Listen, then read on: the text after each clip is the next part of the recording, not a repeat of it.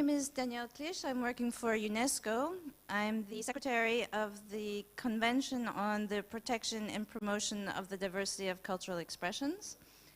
Today you'll hear a lot about that in the sense of what type of commitments governments around the world have taken in order to promote different values, and in this particular case what we're going to talk about today is human rights and fundamental freedoms of expression, information and communication that are necessary in order to have a diversity of cultural expressions. The title of our first panel this afternoon is Reshaping Cultural Policy for Artistic Freedom. And some of you will receive a copy of this publication here, which is called Reshaping Cultural Policies. And basically what it does is it explains the convention and the different goals that we are all working towards, whether it be governments, whether it be civil society, organizations, whether it be the artistic community, cultural professionals, to achieve certain goals. And one of those goals is to promote human rights and fundamental freedoms for artists and cultural professionals. Another goal is to ensure participatory governance for culture. That means that civil society and artists and cultural professionals enter into a dialogue with governments to shape cultural policies for the future. And we've had some very good experiences here in Indonesia over the past year, trying to bridge this dialogue and to create new policies for the future, which are based on these specific goals. Another important goal of the convention is to promote the free movement and mobility of artists and cultural professionals, especially from the Global South, and to ensure that there's a space for voices from artists and cultural professionals of the Global South in those marketplaces and spaces, not just marketplaces, but also independent spaces where ideas can be exchanged also from the cultural scene and cultural perspective. So this is what you will find in this publication.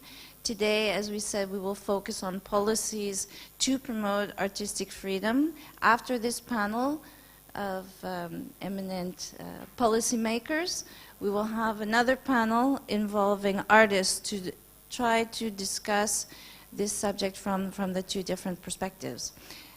So without further ado, I would like to introduce, first of all, Mr. Arief Rehman, who's going to deliver a speech on behalf of the Minister of Education of Indonesia. Thank you.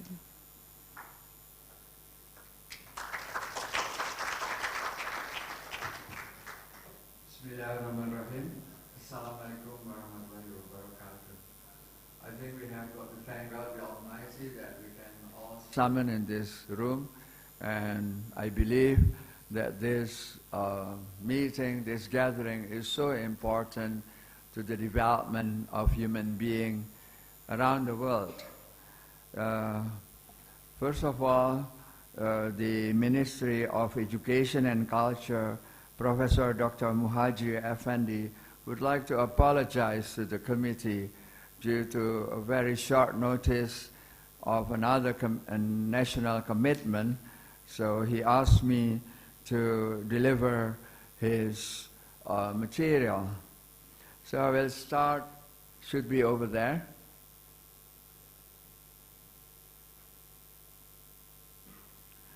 Reshaping cultural policies for artistic freedom. Yes, next. So UNESCO 2005 Convention on the Protection Promotion of the Diversity of Cultural Expressions. Culture in its rich diversity is a source, asset, and inspiration for development. It is the fourth dimension or pillar of development alongside social, economic, and environmental considerations. And UNESCO 2005 Convention on the Protection and Promotion of the Diversity of Cultural Expression is the only cultural policies instrument at that time I think now we have new development at the global level which deals with policies development for the promotion of diversity cultural expression. This convention builds on the principle of respect for human rights, fundamental freedom, in other words, freedom of expression, which is a prerequisite for true cultural diversity. And this convention is also to create an enabling environmental for which artists, cultural professionals, practitioners, and citizens can create, produce, disseminate, and enjoy services and activities. The diversity of cultural expression is a source of creativity and innovation, and also a force for social inclusion and participation. Therefore, we must protect and promote the diversity of cultural expressions, since it is a precondition for vibrant and dynamic cultural sectors. In promoting respect for human rights and fundamental freedom of expression, information, and communication is among the core guiding principle of the 2005 UNESCO Convention on the Diversity of Cultural Expressions and the 1980 Recommendation on the Status of Artists. The freedom of expression for artists can be understood as a complex area of issues for policymakers. It is our job or our duty to ensure that the freedom of expression for artists should be respected and protected through the policies and measures as determined by each country as well as by other countries.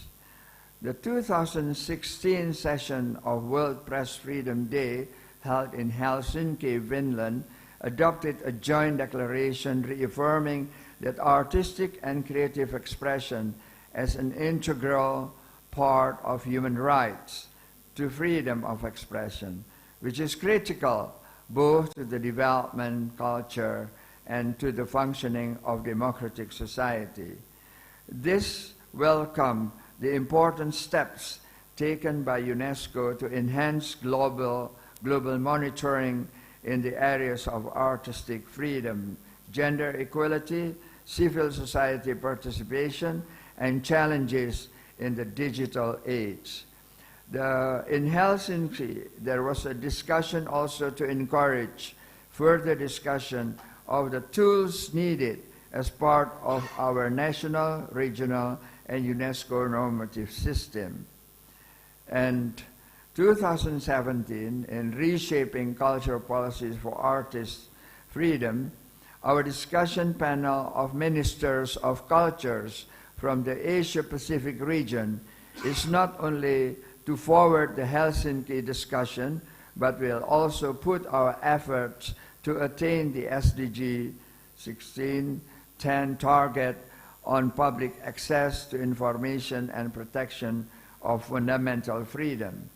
In our two-day discussion, the governments are expected to make the appropriate steps to promote artistic freedom, covering gender equality, state civil society collaboration, and the unhindered movement of artists, as well as providing artists and cultural producers to share their insights.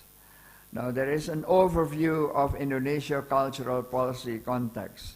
The Indonesian government under the President Joko Widodo has put culture to be the high priority position as a platform to strengthen the diversity and unity, social reconstruction in the development of the nation's character through education programs as mentioned in our National Term Development Plan.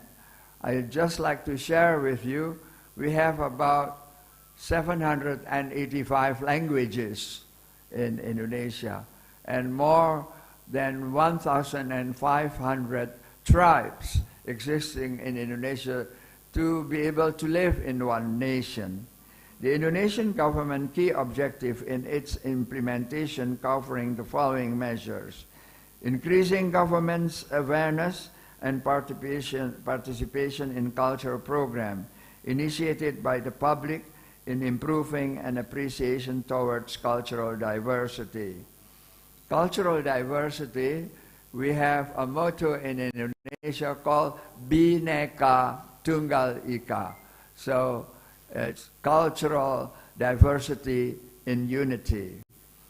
Providing adequate infrastructure for the development, studies, and presentation of arts and culture in the major cities and capital regencies in the form of facilitation, support, and award for artists, respect for artists who improve the standard and quality of arts and culture, and developing arts such as fine arts, performance art, media art, and others cultural-based creative industries, as well as adaptive and interactive national film industry, increasing new positive value.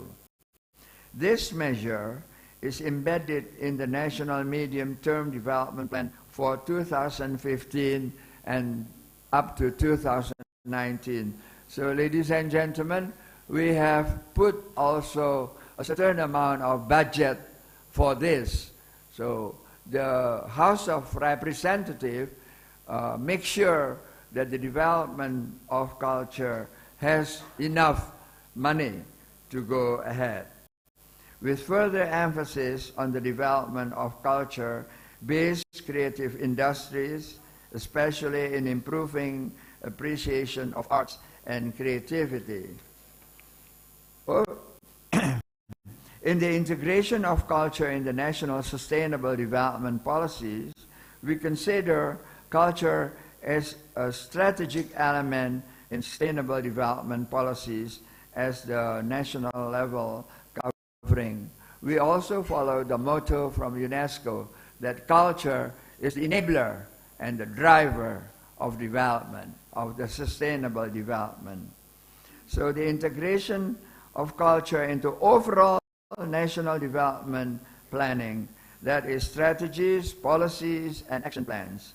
The integration of culture into poverty eradication, social inclusion through education and training strategies, the provision of equitable treatment of disadvantaged individuals and groups and social groups, including women, to participate in cultural life and men.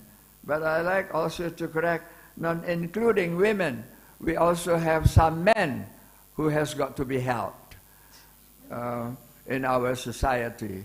As you know, that in some part of Indonesia, we follow what we call the matriarchat society. So the women decide almost for all the development.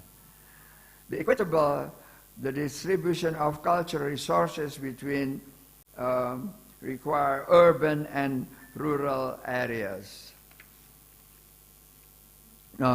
We have some questions today.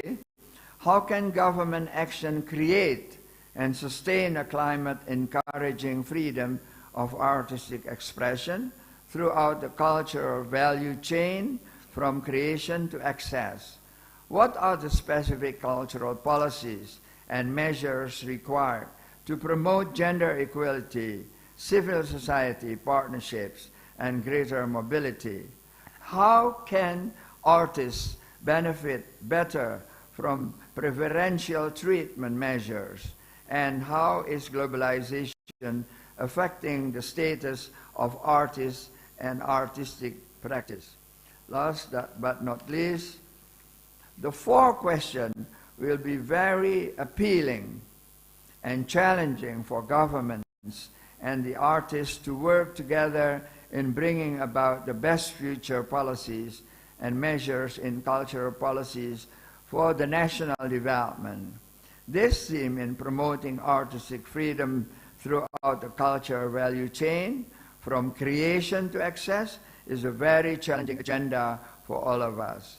We all understand that achieving SDG 1610, we will face some challenges that we have to work together to ensure the success. We hope that through sharing and interventions today, we will be able to have the Asia-Pacific, not only Asia-Pacific, I think around the world, mutual agreement in achieving those goals. Ladies and gentlemen, I think that's the end. And thank you very much for your attention. Assalamualaikum warahmatullahi wabarakatuh.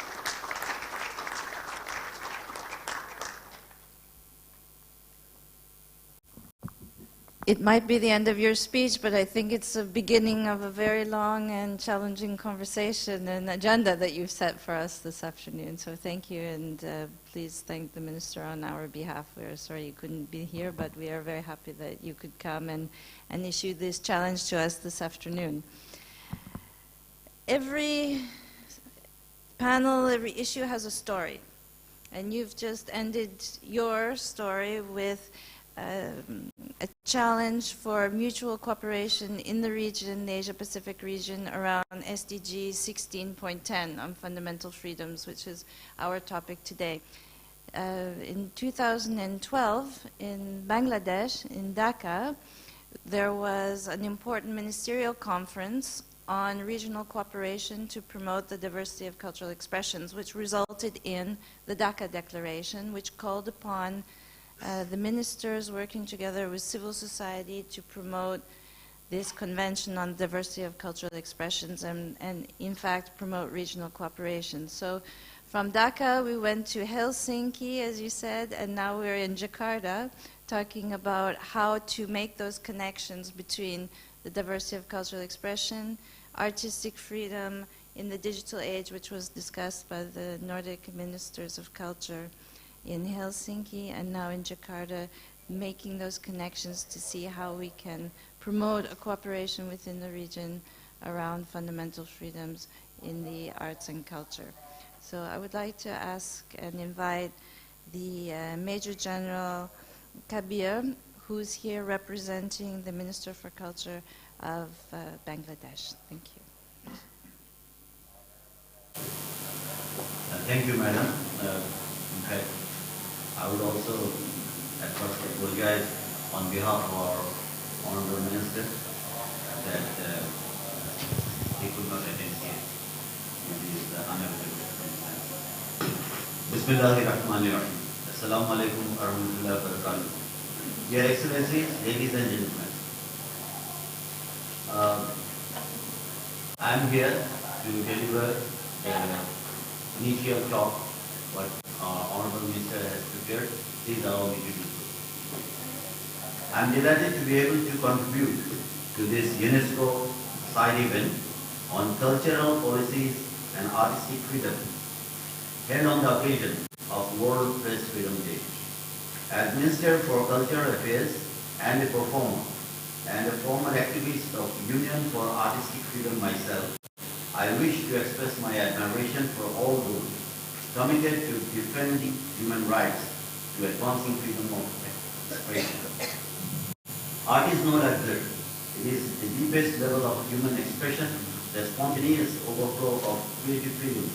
It is a universal language to help us find common ground and beauty. It props up on long-stretched values, intellectual traditions, lifestyle, and culture in latitude of freedom of thinking and expressing. Art has also the extraordinary capacity to express resistance and rebellion, protest and hope. Artists definitely entertain people, but the important thing they do is they contribute to develop the mental health of the people of the society.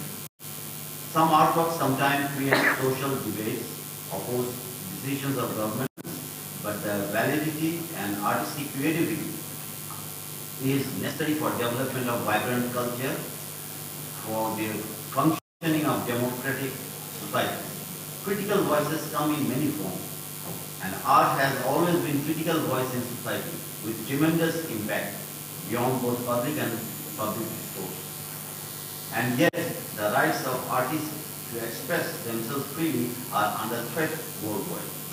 Every year, as statistics show, artistic expressions in the form of books, films, musical genres, and paintings are censored or attacked. While such threats and restrictions to artistic freedom all run counter to respect for human rights and fundamental freedom, recent findings point to the fact that violations of artistic freedom are underreported in comparison to threats to journalists and other media professionals. Freedom of expression is a fundamental right for all people, but often artists' freedom are threatened.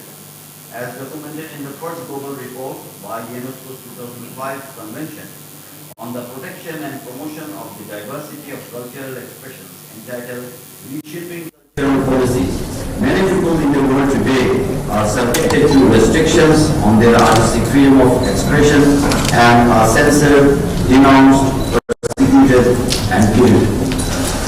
We must fight for these freedoms that are key to build participatory and transparent systems of governance for culture and help to increase the mobility of artists, especially from the global south.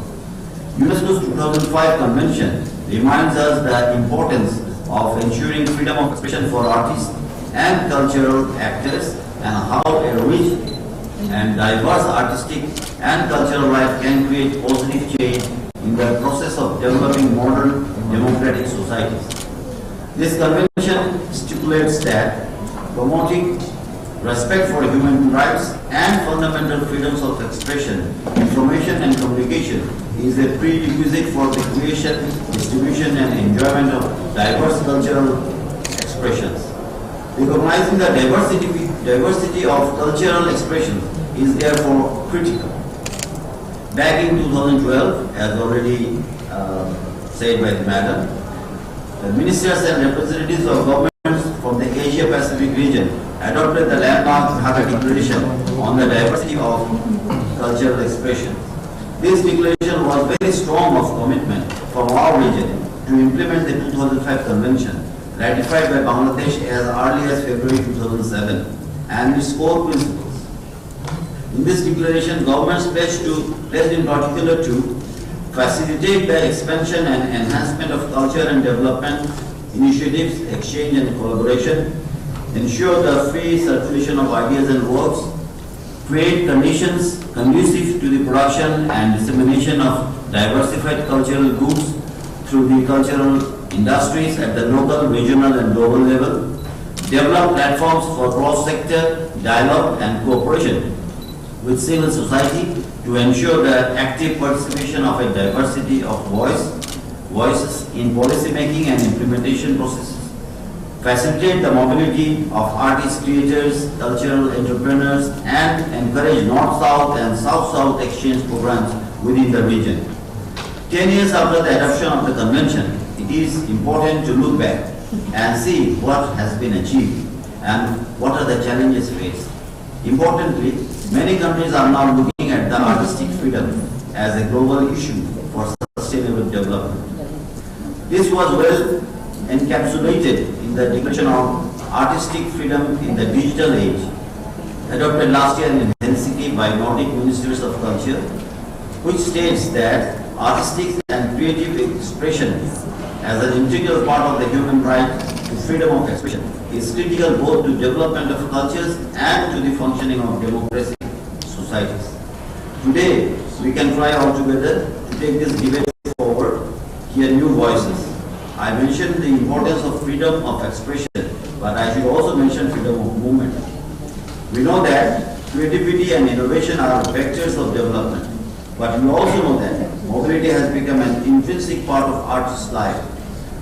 Artist residences play a key role in this development. For example, as they provide artists with time, space and context for cultural exchanges, practice, encounters.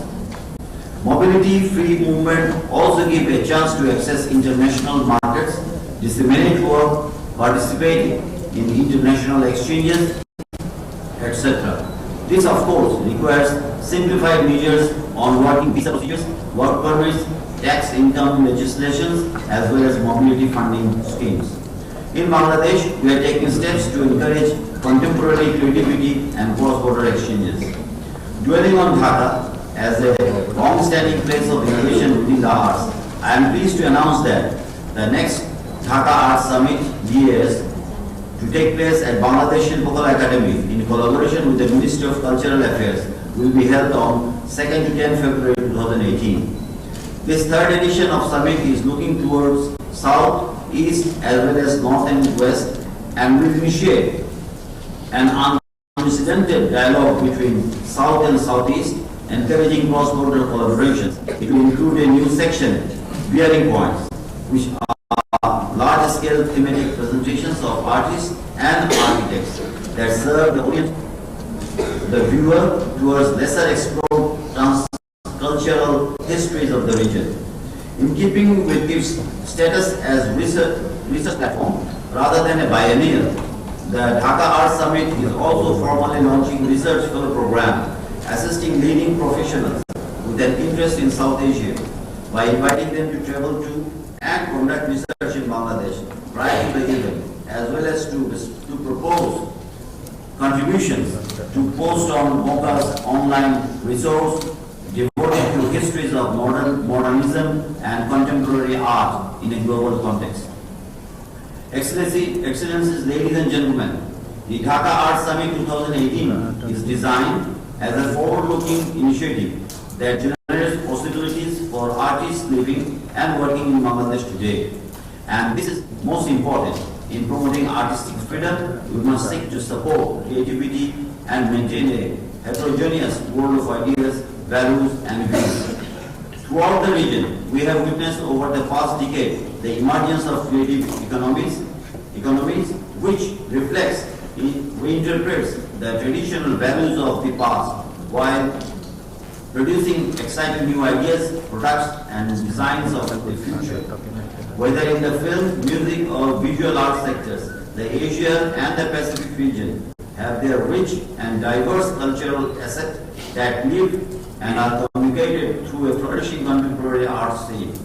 It is also home to a significant number of creators, artists, communities, and dynamic cultural entrepreneurs, as will show the panel of artists this afternoon. There is a growing demand for locally produced creative content. Against this background, Bangladesh welcomes the important opportunities to work alongside more countries in the Asia Pacific. Together, by ratifying and implementing the 2005 Convention, we can demonstrate our commitment to culture, creativity, and innovation, to promoting local culture and creative industry, but also to ensure respect for principles of the Convention, such as freedom of creative expression. We can also send a clear message to the international community that governments from the region are ready to put the culture at the heart of the development by engaging in international cooperation and investing in the promotion of a diversity of cultural expressions. This is particularly critical given the implementation of a 2030 agenda on sustainable development. This conversation, in a way, started in Dhaka 5 years ago. However, we must make sure that all steps forward are taken together and include the voices of all. There are enormous opportunities to make real change, to work towards putting in place the mechanisms needed to enable the cultural sectors at all levels to grow, develop, and prosper, to provide contemporary creators with the opportunities to have their works recognized and compensated, and to ensure that consumers and the audiences across the globe can benefit from and enjoy the diversity of cultural expressions emanating from this dynamic region. Thank you for your kind attention, Excellencies, ladies and gentlemen. Assalamu alaikum wa rahmatullahi wa barakatuh.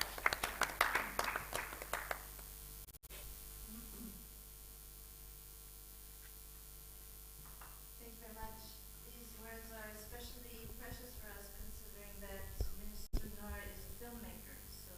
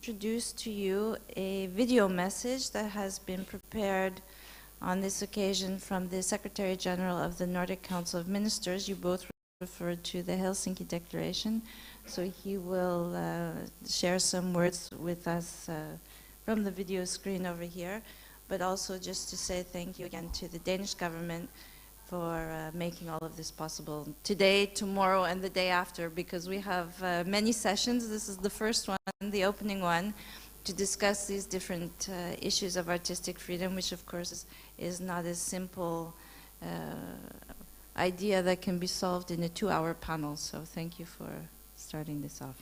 So here we are, the Secretary General. Thank you. Ministers, distinguished guests, colleagues and friends, greetings from Copenhagen. It's my privilege as the Secretary General of the Nordic Council of Ministers to wish you all best of luck in your endeavor to make today's conference at UNESCO World Press Freedom Day in Jakarta a success. Jakarta is an important milestone in our efforts to make the discussions on artistic freedom a global discussion. I'm therefore very glad to see that the Nordic Ministers' Declaration from Helsinki is taken forward by Ministers of Culture from the Asia-Pacific region. Today's event is expected to bridge the gap between policymakers and artists, bringing all stakeholders together and to mobilize networks for action. To enhance global monitoring on artistic freedom, we need state parties, artists, civil society actors and media professionals to join forces and to bring their views to the table on trends and challenges and possible next steps. Your discussions will inspire the strategic direction of UNESCO's future action on this important topic. Speaking in more concrete terms, I've learned that discussions today are expected to feed into the development of civil society recommendations during UNESCO's NGO Forum on Artistic Freedom in June. I also learned that your discussions will provide input to UNESCO's training module, which is to be developed in order to train governmental actors, civil society stakeholders, unions and associations of artists on how to address artistic freedom within UNESCO's normative framework. Finally, Jakarta discussions, I believe, will contribute to a new chapter on artistic freedom in UNESCO's next global report, Reshaping Cultural Policies, to be launched in December. While we all celebrate the World Press Freedom Day, artists and journalists should use this opportunity to join forces, to share views and experiences on media diversity, freedom of expression and artistic freedom. Artists may be inspired and learn from existing media monitoring tools. I'm very happy to be able to wish you a fruitful discussion and an overall continuing inspiring conference.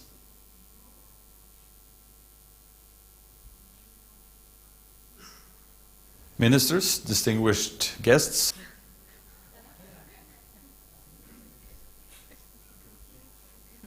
It was such a beautiful message, we could hear it again.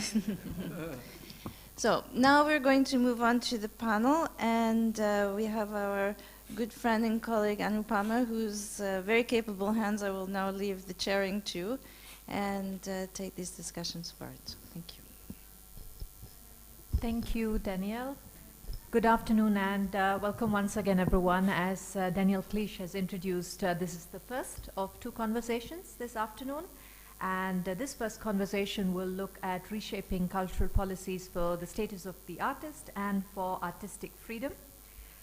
We have heard from Pa Rehman and Ambassador Kabir that promoting fundamental freedoms of expression is a prerequisite if artists and cultural producers are to make engaging works of art, and if we as audiences are to be able to enjoy them. And the fundamental freedoms of expression are a core guiding principle for the 2005 convention that we have already spoken about and for UNESCO's 1980 recommendation on the status of artists. However, having said this, we must also acknowledge that freedom of expressions for artists can be a very complex area of policy making because it has to ensure that the economic and social rights of the artists are protected, and on the other hand, it must serve to guarantee their freedom of association and their freedom of movement. And to discuss these very complexities, we have with us a panel representing governments, policymakers, officials. And I'd like to take a moment to introduce the two panelists that you have not heard from before. We have Ms. Nguyen Phuong Hoa, who is the Deputy Director General from Vietnam's Ministry of Culture, Sports and Tourism. And we have Mr. Bunta, who is the Deputy Director General from Cambodia's Ministry of Culture and Fine Arts. And so to kickstart our conversation this afternoon, we do not have any PowerPoints for you. So we're hoping to have more of a conversation and to put some tough questions to our panelists this afternoon and discuss some more challenging areas in policy making. But to kickstart the conversation, I was going to invite our panelists to maybe give us an overview of where things stand in their country and what specific policy measures are being implemented in their countries to improve the status of the artists and to promote artistic freedom. Perhaps we can start our journey with Vietnam. And maybe I could start by asking you to also tell us a little bit, how are artists perceived in your country? What is their social status? And from the side of the government, what is being done, has been done? What is your vision? So thank you very much, Anu, for your introduction, and good afternoon, ladies and gentlemen.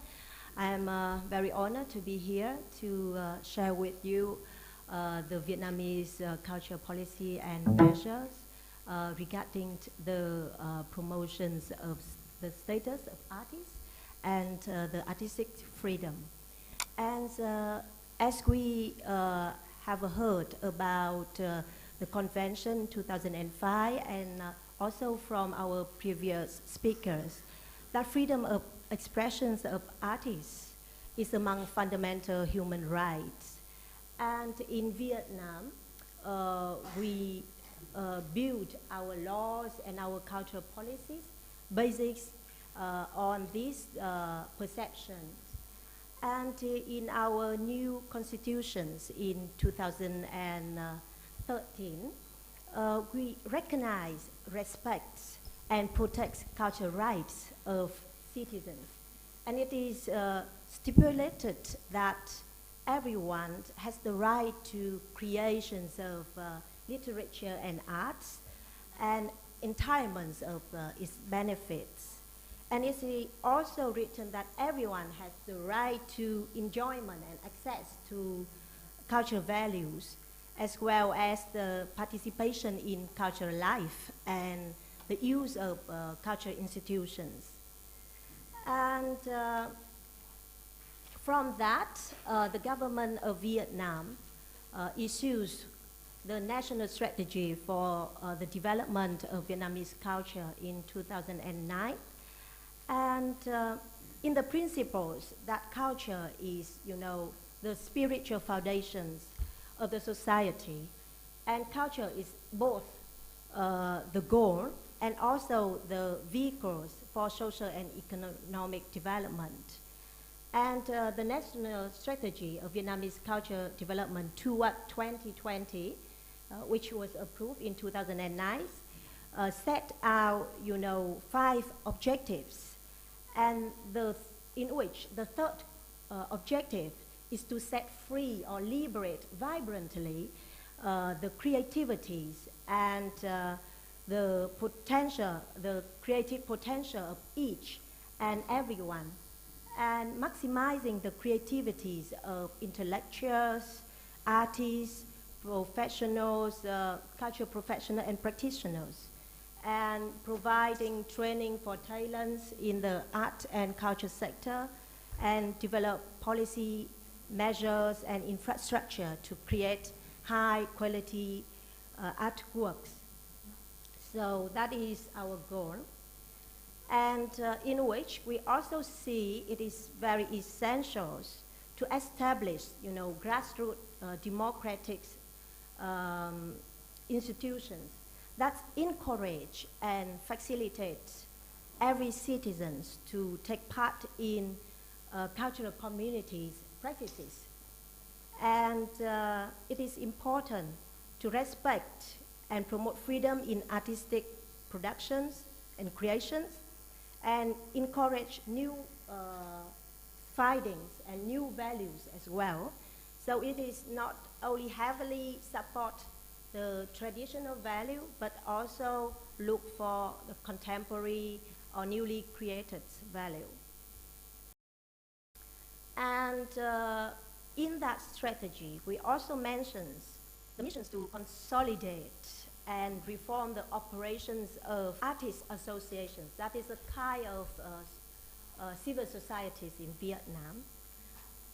So we need to consolidate the role and the operation of the artist associations at all levels, at the central level and also at the local levels, so that it can improve its capability to represent artists and promote creativity. So that's one strategy, the national strategy.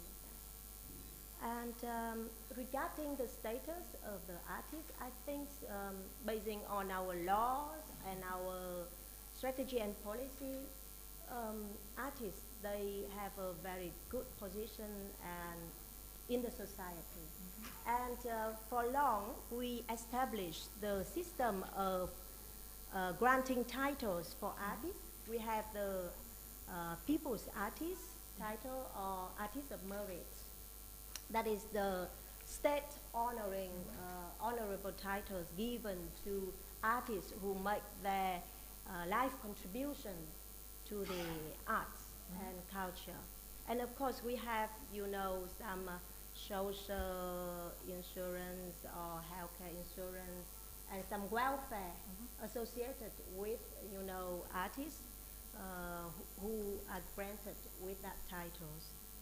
And at the same time, we also have some training projects for the young and emerging artists. So in 2015, the Ministry of Culture, Sport and Tourism approved 3 projects to provide training and nurture young talents in the art and culture sector, and in which we will reform our curriculums as well as, you know, we give some scholarships for our young students and teachers as well to go abroad to study further. So there are some examples from Vietnam. Could I now turn to Cambodia to maybe give us again a similar kind of overview on the status of the artists and perhaps some measures that from the side of the ministry you have been promoting? Thank you, moderator. First of all, I would like to thank UNESCO at first for inviting us here, and then Honorable Professor and Ambassador, and all participants here. My name is Bunta from Ministry of Culture and Fine Arts. I think we are today in panelists. We have only 2 countries, and we are ratified to the convention. And Vietnam and Cambodia, we share the geographic, and so it's unfortunately we want to hear more. I plan to learn more about that. But today I would like to, according to the moderator, I would like to share what the Cambodia situation and what is Cambodia on the art promoting. And as you know, that Cambodia is, I can say that we are quickly to ratify all the UNESCO convention. And we ratified to ratify convention in 2009. We didn't now not yet established as a specific for the policy, no, it's a cultural law specific. But after ratifying 2005 convention in 2009, 1 year later, we are established the cultural policy, called Policy for Culture, and very beginning time, and from now it's we view from 2014 to 2018, and with the help of UNESCO office in my country, in Phnom Penh. And in terms of the ratification, we still have a lot of challenges, especially maybe you know that the interpretation of the 2005 convention It's not only refer to the Transnational Convention, but we are start from 2000 Convention on the safeguarding plan, on the safeguarding of intangible cultural heritage. Because in we are Asia from long time, we are really experienced from the colony everywhere, and then after that, the independent movement have started our own institutional tradition, and so its interpretation is not clear anymore. Especially, I think that every 4 years for the report, maybe you know it, report on Transnational Convention on the expression, and this is a very most difficult. Every 4 years, we just finish the report to the UNESCO. And in terms of this, Cambodia try to, we are set the main mechanism for, it's not only direct to the nationwide on the put on the important lights, but in the Ministry of Culture, we try to encourage all the artists, especially if we are on the capacity building. And this is our main target, to build for the capacity building for after, you know, after we have several decades of the civil conflict, war conflict, and so we try to bring it up from the artists, especially 20 years ago. After this war finished, we try to pick up everywhere from the artists, you know, and in every level. And I'm agree with the Mr. Huang from Vietnam, and we also have a lot of exchange, even geography, even sharing history, and we also reflect all each other, because even we have shared ethnic minority, also tribal, so sometimes artists it's just quite similar. So that we have discussed it through, maybe later we'll exchange on that. But in the our policy, cultural policy or policy for culture, we are trying to elevation on all the level of artists to be more upgrade and more, you know, sustain for their career and for practicing. And this is based from their own knowledge. This is what is the Cambodia do for every level of the art that artists are from this. That's a movie. Yeah. Thank you for that. Would our panelists from Bangladesh or Indonesia, would you like to come in and say something at this point?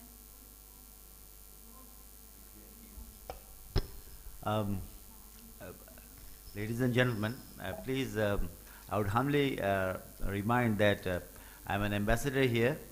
The cultural portions are to be covered by the gentlemen, those who are sitting with you. You can ask them. I have just read out the views of my minister. I am not maybe competent enough to dwell on the difficult and critical subjects which you are dealing with. So you can ask the gentleman just sitting in front of you and the gentleman sitting beside him. They are the representative of the ministry and the cultural affairs force. They are much more well educated and equipped to reply to you. Thank you, ma'am. Would our colleagues from Bangladesh like to jump in and following the thread of what we have heard from Vietnam and Cambodia, maybe in a minute or two, give us a sense, how is an artist, what is the social status of the artist in Bangladesh, and what has the government been doing policy-wise, legislation-wise, schemes, measures that support artistic freedom and the status of artists?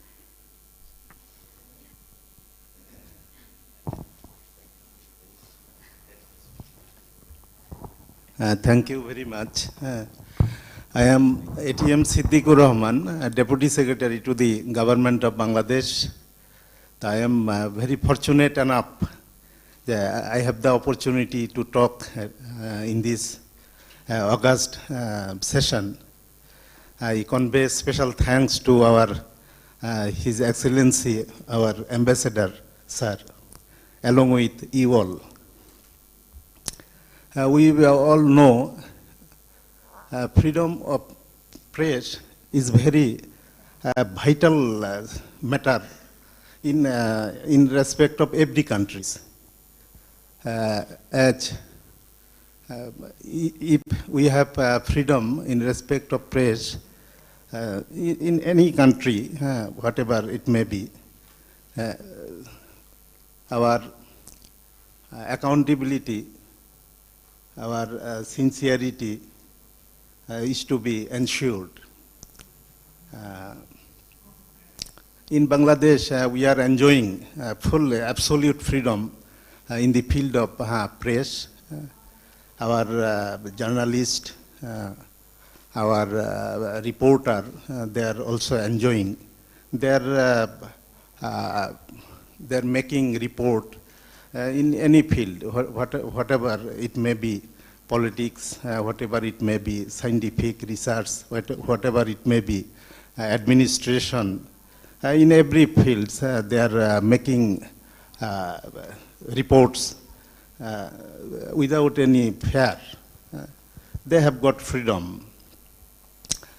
Press also includes radio, television, our others media, like who are delivering pitch in front of public, who are delivering reports to the newspaper. They are also enjoying very much. In the field of culture, Bangladesh, you know, we have diversified culture. We have a heritage, we have a traditional culture in the South Asian countries. Our culture has got, that is, we have a rich culture in the Asian countries. Cultural field, like culture, everything, what would be the lifestyle, what would be the manners of life, what would be our delivering of speech, what that is our how to lead our livelihood. Culture is a vast subject, not only how to deliver speech, how to make, how to exchange views with others. That is, we are Bangladeshi and we are Bengali in the Indian subcontinent. We have a rich culture as Bengali, also Bangladeshi. In the cultural side, our performers are enjoying much. The culture in the like actress, our dancing performer, our singer, they are also enjoying in their occupation. Like I think if you consider freedom in the cultural side, I think we have diversified history, we have a rich opinion, we have our expression. That is, I think we are very much happy in delivering our cultural freedom, cultural side. Thank you. Thank you very much. Thank you. Could I bring in Shahidul Alam, who is a very well-acclaimed photographer from Bangladesh. As an artist, Shahidul, how do you see social status of the artist, and how do you see what government is doing, has done? Okay. Well, thank you, Anupama, for the opportunity. Well, thank you, my colleague, for making the statement, because you've actually made my work a lot easier. Had anyone sitting where you are said that people have full freedom to do anything from any country in the world, I think the audience would have been skeptical. Even Denmark, who's promoting this event by supporting it, had it been the Prime Minister of Denmark sitting where you are, saying, in my country people have full freedom to do whatever they want, I think people in the room would have been more than a bit skeptical. So I think one of the things we need to address is the gap between the rhetoric and the practice. You have said very fine things on behalf of the Honourable Minister. I'm a great admirer of the Honourable Minister. We've been activists in the streets. He's been a cultural activist, not a filmmaker, by the way, an actor, very fine actor. However, right now, I do not see him as a cultural activist or an actor. I see him as a minister. I see him as a representative of the state. And I see the difference between the cultural activist I used to know in the street and the person who's now the minister. This is the nature of things. And the Honourable Ambassador sitting there spoke, and as you did, from a government position. And I think all of you, broadly speaking, said very, very nice things, things that I completely agree with, except that I don't believe them. And there lies the problem. I think here, sitting on an official capacity, you make a statement based on an agenda, based on where you come from, based on what directs you. You do not have the freedom that I do, because I am not paid by you. I am not beholden to your government for my survival. The problem is elsewhere. The problem is, as an artist, I have to find a very delicate balance. As if I were to see myself as the piper, I want to play the tune I want, and I also want to get paid for it, which makes it complicated. And the issue is, in countries like mine, the biggest benefactor is usually the government. Therefore, we cannot ignore the government. Even if you want to be critical, even if you want to challenge it, we still need to come back to you. And I will say, I myself, I run probably the best known festival in our region, and we used your facilities to show our work. This year, for the first time, we started in 2000, we will actually hopefully be getting financial support as well. So it means, in a sense, we're beholden to you. We have to be nice to you. We can't be too critical to you. Even in places like this, I have to be a little bit careful, because when I go back, you will be saying, oh, Shahidul was out there, and he was saying those things. So, you know, there is a careful balancing act. But I do have a few problems which I do want to specifically mention. I found it ironic that a Major General was talking about artistic freedom in a forum such as this. Yeah, you are here not as a Major General, you're here as an ambassador. Fine. But let me just bring out a little thing that happened in Bangladesh some days ago. I'm not talking of the killing of Cholis Richil, that's a different story. I am talking more about the first Chakma language film in Bangladesh. Bangladesh, you mentioned that we are a nation of Bangalis. We are predominantly Bangalis, but we are not only Bangalis. We have people who speak other language. We are predominantly Muslim, but we are not only Muslim. We have people who are mostly heterosexual, but we also have people with other sexuality. And I think it is worthwhile remembering those things. And when you talk about, in those terms, about us being Bangali, you, through that statement, wipe out the small other languages who are struggling. And my country was born on the basis of the right to speak its own language. Yet, within Bangladesh, we have the language of other people being actively suppressed. And the first Chakma language film which was produced in Bangladesh, it should have been celebrated. It was banned. It is being shown worldwide. It is being shown in film festivals. Within Bangladesh, it is banned. I find that problematic. I don't need to say a lot more. I think people can read between the lines. Thank you, Shahidul, for highlighting some challenges when we talk about national policies, national plans, and how they may or may not be then translated into reality. But Raymond, would you like to add something? Yes, I just would like to share with you that in Indonesia, we try to maintain the unity of Indonesia by having a philosophy, not only for culture, but also for politics and for economic development. we have what we call by Panchasila, the 5 principles. And this 5 principle is respected, and it becomes the core and the boundary of any development or any freedom. When we talk about freedom, there should be a limit. You know, how far can we be free? Yes. Number 1 is that it should respect the what we call by the belief in God.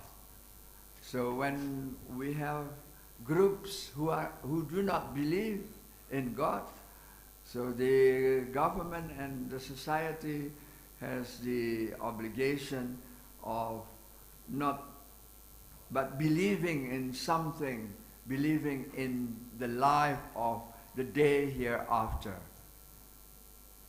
And number 2, humanity. So these are the poles of any freedom, including artistic freedom, that it should promote humanity. And number 3 is democracy.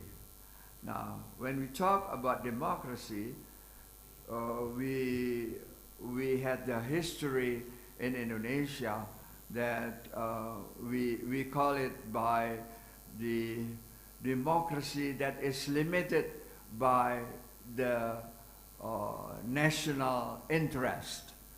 So there is an absolute freedom. And the last one, that any kind of freedom should take care of the social advancement and social balance. Today in this room, I have Mr. Amanwira Kartakusuma. He is the national expert for UNESCO 2005 convention. Mr. Aman, could you stand up, please? So he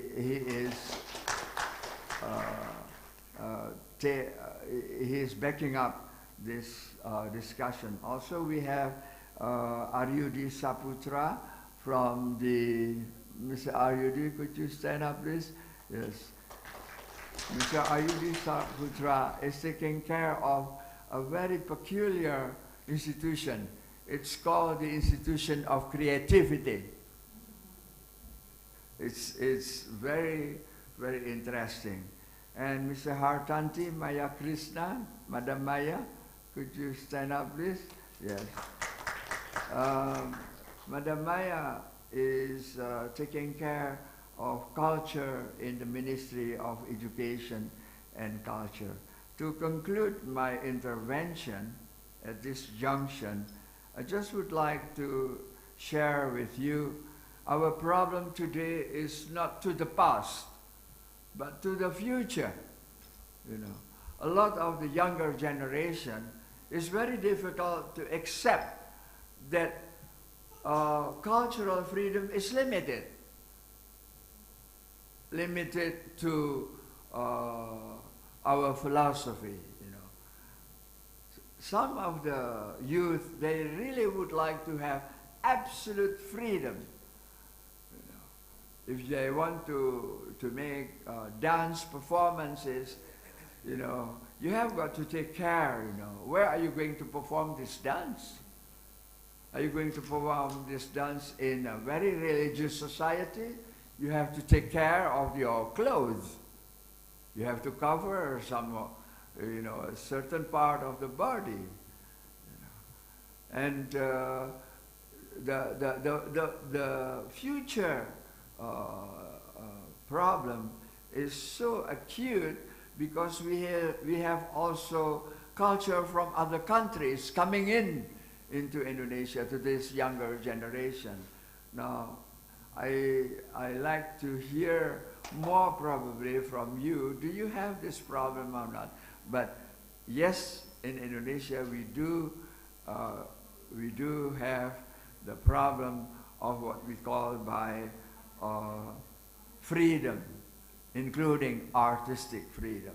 Thank you very much. I will stop over there. Thank you, Param. And you have raised some very difficult questions related to policy making. And I want to pick up on some of the threads that we have heard and maybe also hear from our colleagues from Vietnam and Cambodia. One is the question of national identity and how art is expressed in national identity, the challenges between the traditional forms of art and more contemporary forms of art. And we've also seen that how does, from the side of policy, because you have both laid out that there are national policies, national strategies to bridge the gap between traditional and contemporary, to support both, to ensure freedom, but we've also heard that there perhaps are limits to these freedoms. So in your conversations with the artist community, with civil society, what kind of trust and confidence building measures are being taken from your side to have this consultation with civil society, to hear their side of the story, as we have heard from Shahidul, and how does this impact or shape policy, and what have been your challenges, therefore, at the national level in responding to these issues, because perhaps some of these issues are also issues that come up one way or another in your countries. So how has, from the policy making side, how have you responded to these issues and built bridges with the civil society, with artists? Before you do this, I would like to just, if our Honorable Minister would have been here, I don't know, there would have been a heated debate going on in between two very renowned person of our country. I would just like to point out one thing here is that all that glitters are not gold, definitely. And we always see from our point of sight, and there is always the other side of the river. So as a government official, I can assure this August gathering that not only from the government point of view, our Honorable Prime Minister, Sheikh Hasina, she is the daughter of the father of the nation who fought for our country. So she is trying her heart and soul to do whatever she can, but all are there to support her and her ideas. And definitely I have heard her a number of times about the freedom, what we all are talking here, and how far the freedom should be exercised. The point here, Mr. Shahid, he has brought out, I would just like to tell you that we had a very I would say that not a very happy experience of fighting insurgency in a place called Chirong Hill Tracks for decades long. And how we have done that as a soldier of my background, I know that. So there might be some quite of, I would say that, feelings of different nature once these things comes up in a public forum. So the government knows better why that film was not shown. That explanation is with them. But I feel that the subject with which we are discussing now, our government is taking quite a good number of steps. May not be up to the expectation of all, but definitely they're taking good strides. Thank you, ladies and gentlemen.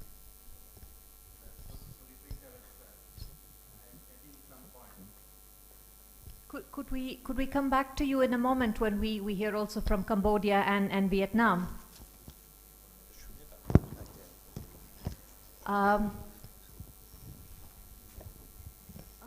So regarding your questions about national identity, actually it is our utmost goal to build a Vietnamese culture.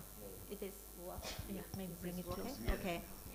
So it is our utmost goal is to build a progressive Vietnamese culture imbued with national identity.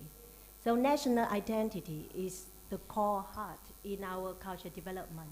However, we think that it is not the way that we close the door and define ourselves that it is our national identity. No, we think that we open our doors, and in our journey to encounter with new culture in the globalization process that help us to identify who we are and where we come from. So I think that I don't see a big threat from globalizations or the influences from foreign cultures to us regarding the national identity. But on the other, in another direction, we see that on the way to integrate into the world, we find ourselves. So that's why I would like to touch upon one issue regarding the mobility of artists. That's why in our policy, we support cultural exchange and we support our artists to go abroad. But at the same time, we opened our doors to artists from the world to come to Vietnam to join our international arts festivals so that our people, they can have an access to the world culture. Thank you. It's really difficult. We are talking about national identity. I think that every country, every nation, they give many interpretation. But in terms of Cambodia, I would like to concentrate on what is the promotion, on what is the on artists. In Cambodia, as you know, that we have very strong tradition from, like you see, the Onco civilization is a strong one. Sometimes we are referred very deeply on that, you know. So our artists are very proud with that time. So that we still to develop for the promote for the contemporary or anything. We always basics on the thing, you know. I'm not talking about the convention, I'm talking the real situation. And we are after the Khmer rule, the old master is still with few number. At that time, we are really, they still keep the mindset to promote the new development or the promotion. But now when we try based on the 25 convention, and we are Ministry of Culture, we are not work directly because, you know, we are very small, we are small population. And artists is mostly in our hand, the Ministry of Culture. Even we have some NGO, we have some association. Now it's 5 years ago, we have many private sector for art and for the association, NGO especially. They get the fund from various funding from Europe, from America, something. So that we are left them to move freely to do, but we just give on guideline, for example, based on the human rights part and on the 2005 convention.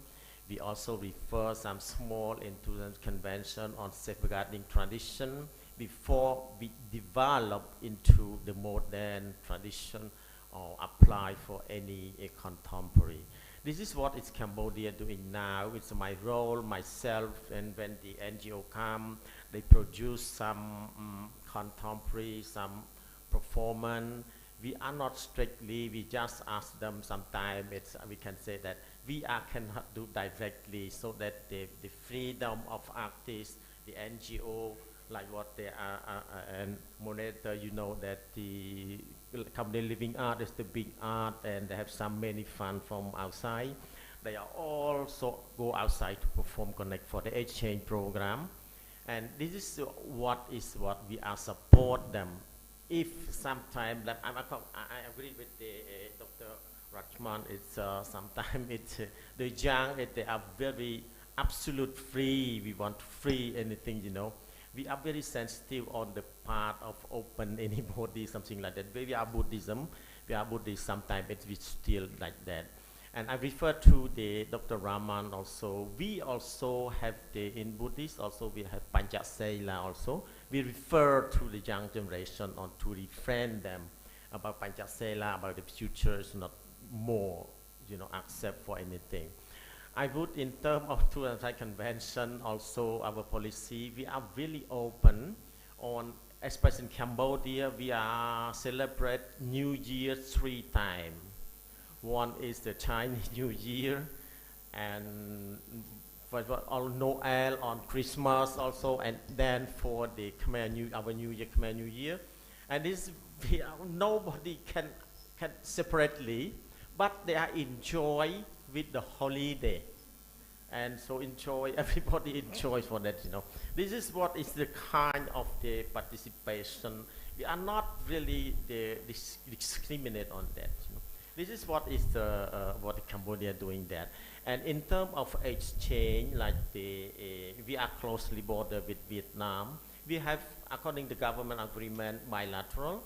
We also have exchange the performance. 1 year we go to Vietnam, and another year Vietnam come.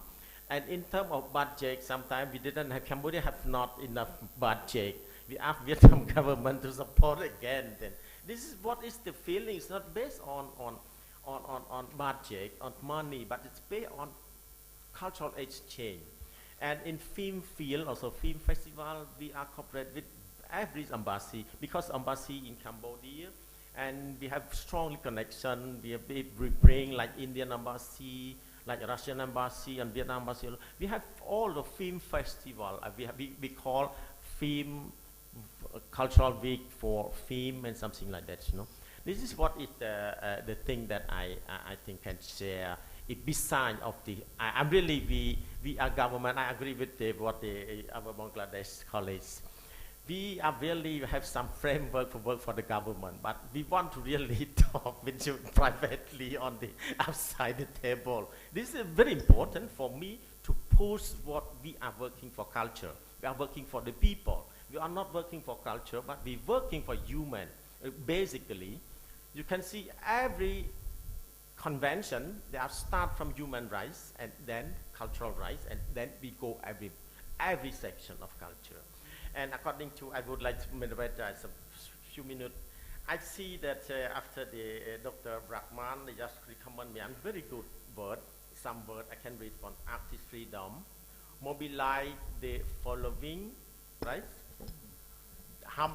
The handle of the right protect under international law. We have some point, 1, the right to create without censorship or intonation, the right to have artistic work support and distribute, remunerate. And third one is the right of freedom to movement.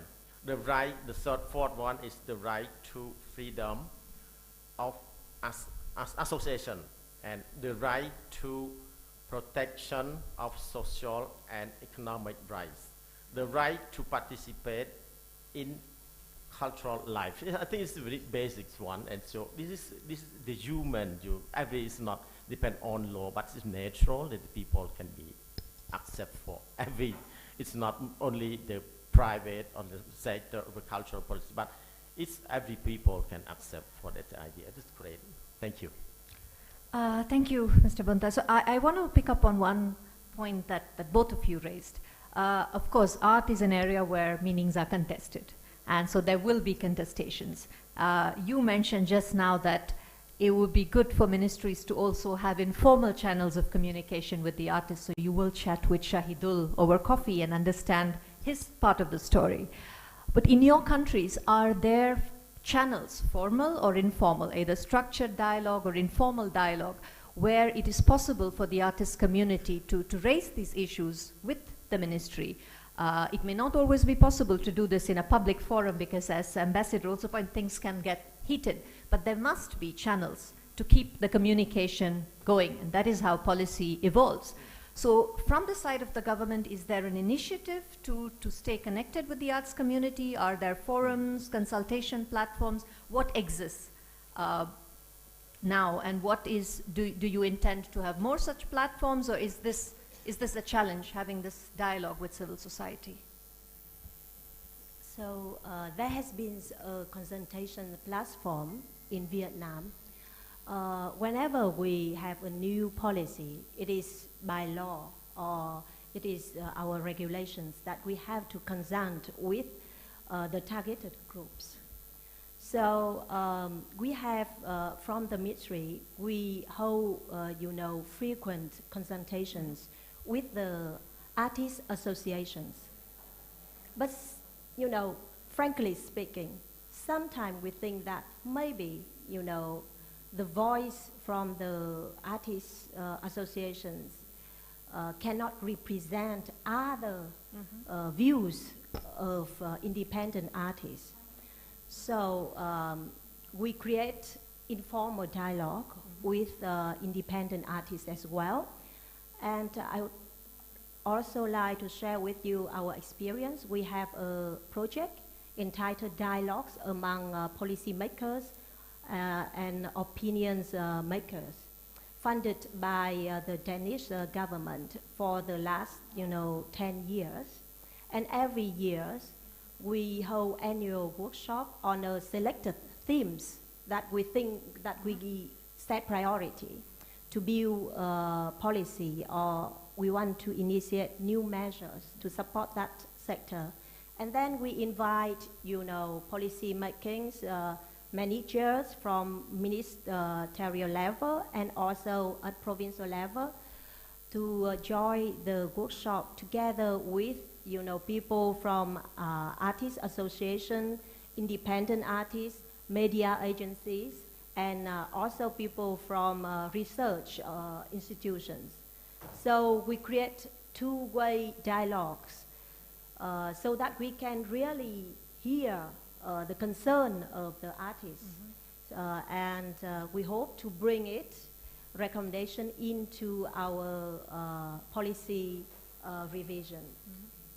Mr. Bunta, you mentioned Cambodian Living Arts, which is a very well-known NGO working in the arts and who presented the Season of Cambodia in New York in 2014. And they have also been initiating these art forums. So I was wondering, is these art forums, which are now just started in Cambodia, is that, which I know that the ministry also supports, is that perhaps a forum where conversations like what we have heard from in Vietnam can take place? Can difficult issues be raised there? How is your ministry communicating with artists and hearing their feedback? Okay. I think that this, as I said, that Cambodia is a very small population. And so even the big NGO that we are qualified on the art promotion, and especially in the contemporary, concentrate on contemporary, like you mentioned, in very famous in US in 1914, I think. Yeah, this is we are working closely with that NGO, Cambodian Living Arts, on that. Sometimes all the artists, what they are using is all this government stuff, all the artists from Ministry of Culture. That is, I think it's true during the restriction something, or so not real, the real restriction. We are government, sometimes we are really take care about the tradition, It's not exposed more beyond that what if we have. But on behalf of this, the NGO can do so more in terms of, we use only one artist, one group artist, but they can represent two kinds, for the tradition and also for the contemporary. Like when they go to perform in outside, sometimes they have to contemporary. So that's very important for us that we come up with the forum with what is the importance of the artist, what is the interpretation of the artist, what the value, because artist is the interpreter for for identity, for the tradition. This is, I think it's very good. In terms of, for example, extreme peace, for example, we are ministry, sometimes I'm not go directly to work with the critical, but I go silently with the outside, informal discussion. I think this part maybe we can how to reduce what like the Professor Rahman said, that it's not too much open on that. I think that I want to share this time the very famous, we are really claim for one the film movie star, the lady. Maybe this one is. I'm really direct to connect with to warning her, because we meet her for 3 times. But is this not her problem?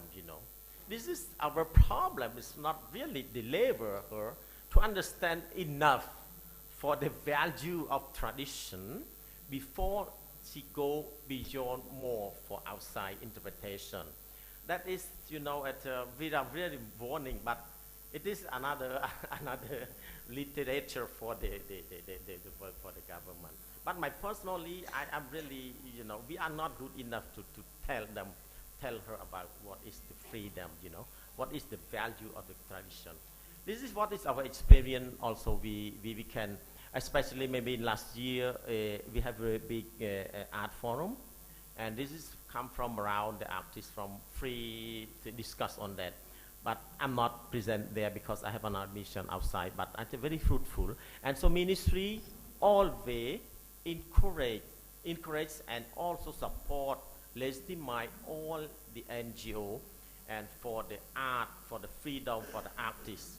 But especially now, it's, I think last 3 years, our government tried to encourage our ministry to, it's not term of budget, but in terms of activity, to promote, as our Prime Minister said that, oh, artists have to promote, but we have to promote by life, you know, by economic, by freedom, it's everywhere, you know. And so that's now a Ministry of Culture try to raise many benefit for the artists to be performed for their own way. But we are correct some part of the moving forward. Thank you. Thank you. So I think channels of conversation exist, but they are not easy conversations. And ministries have carried certain burdens, including those of national identity and contested meanings. And I think, from what I understand, conversations are happening, but the challenges do remain. At this point, I also wanted to, somebody from the audience, Pa Aman, you wanted to come in on this question? Okay, then maybe I will come back to you in the Q&A when we open the forum for discussion. So we leave this topic here, and I wanted to pick up on the other question of international, of globalization, and of mobility that we have spoken about. We do understand that, you know, mobility or the movement of artists is critical to their practice, is critical to their artistic freedom, but it is not easy. There are not often much funds for travel, and visa regulations can be quite difficult. And so mobility, though important, is not as easy to achieve in reality. And here I wanted to ask you, do your governments directly support the mobility of your own artists? And how does it work also in the ASEAN region? There is some preferential treatment for your artists because it is possible to travel without visas. So what kind of preferential treatments have your artists received? And in terms of mobility, what are some things your governments are doing to enable greater movement of artists? Please, Pareman. After a long struggle and a long effort, the culture established what we call by the constitution of culture. So at the beginning, even the artists, you know, the cultural society, they go against in establishing the cultural constitution, Undang-Undang Kebudayaan, because they think that any rules and constitution will limit the artistic freedom, you know. But and then when was that, Bapak? The cultural. Okay, maybe Pa Aman can proceed from here. I need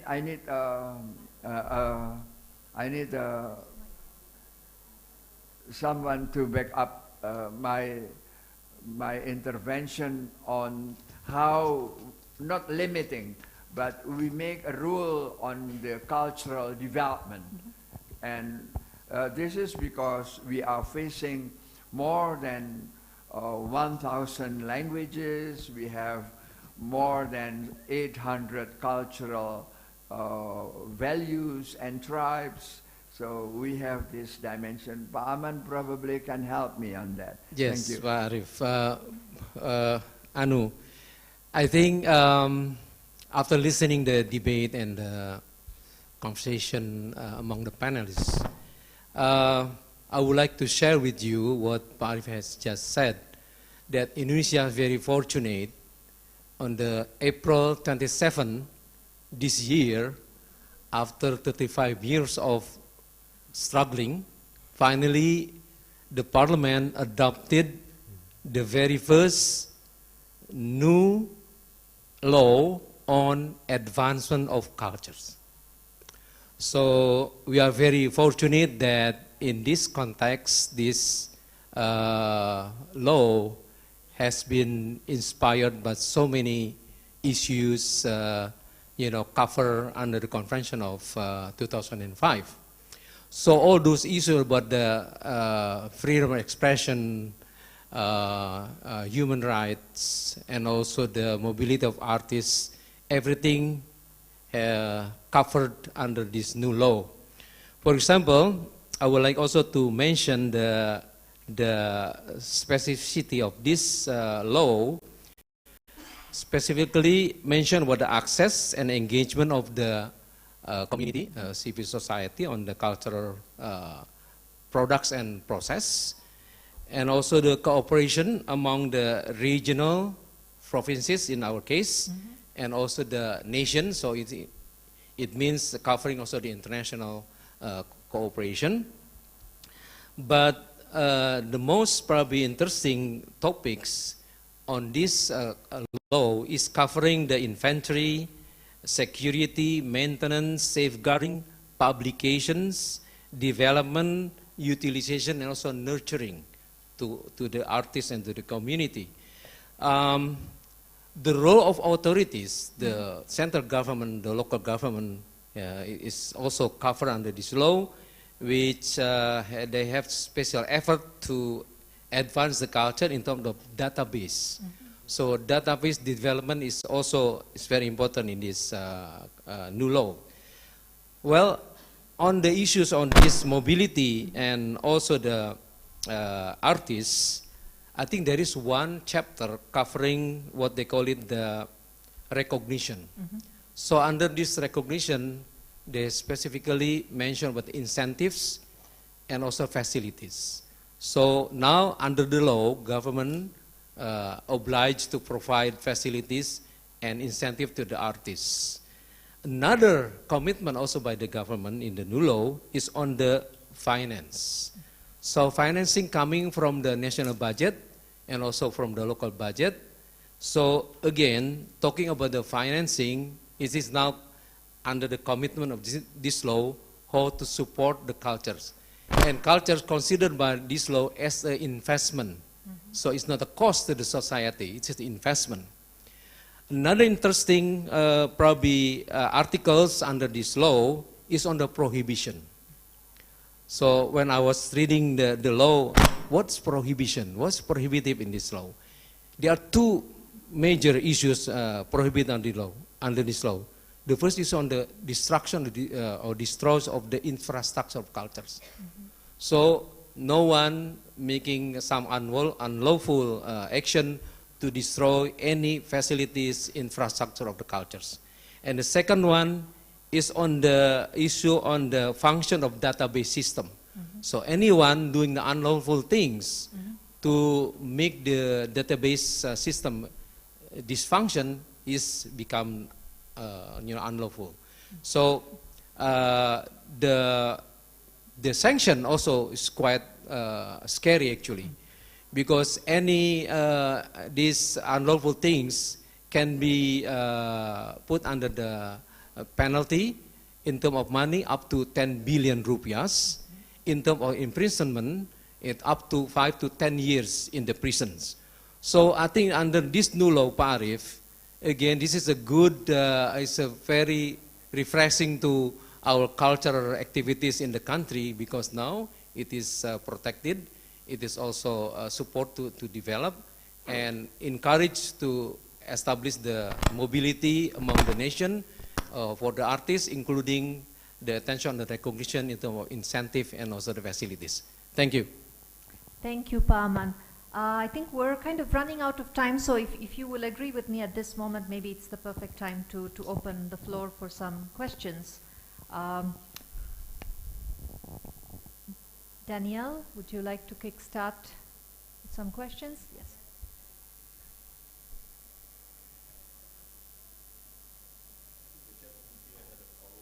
Yeah, I'll come back to you. Just a moment. Can we have the other microphone there to... Let's let Ole ask his question Thank first, you very and much. then I'll come after. My name is Ole Wright. So I think if we stay here the whole afternoon, we will see that there are two very different versions of how reality looks like. So I hope the panel stays for the discussion with the artists. But now we're here to understand more how you think and how you practice. So I have a question for my good colleague from Vietnam and one for my good colleague here from Jakarta. In Vietnam, there's been a practice of imprisoning artists. There was a singer-songwriter who was recently released after 4 years in prison for making a song which was critical to the government. You do have a pre-censorship system, and I know we should not talk about individual cases, but I would like to hear you talk a little bit more about how that system works and whether there is a way that artists can discuss pre-censorship with you. And for my colleague here from Jakarta, I just want to point out that when we talk about freedom of religion in human rights standards, it has two rights. It's the right to believe and it's the right not to believe. So maybe you could talk a little bit about something else, because if we talk about religion, this will take a long time. But you said that you had certain standards for what is not allowed. And do you have any reflections of who is defining what is national unity, who is defining what is proper dresses, and do you discuss this with the artist in an open environment, and do you have any complaints mechanism? Thank you. Danielle, is there something you'd like to add? Any other questions? We'll take a few questions and then our panelists could respond.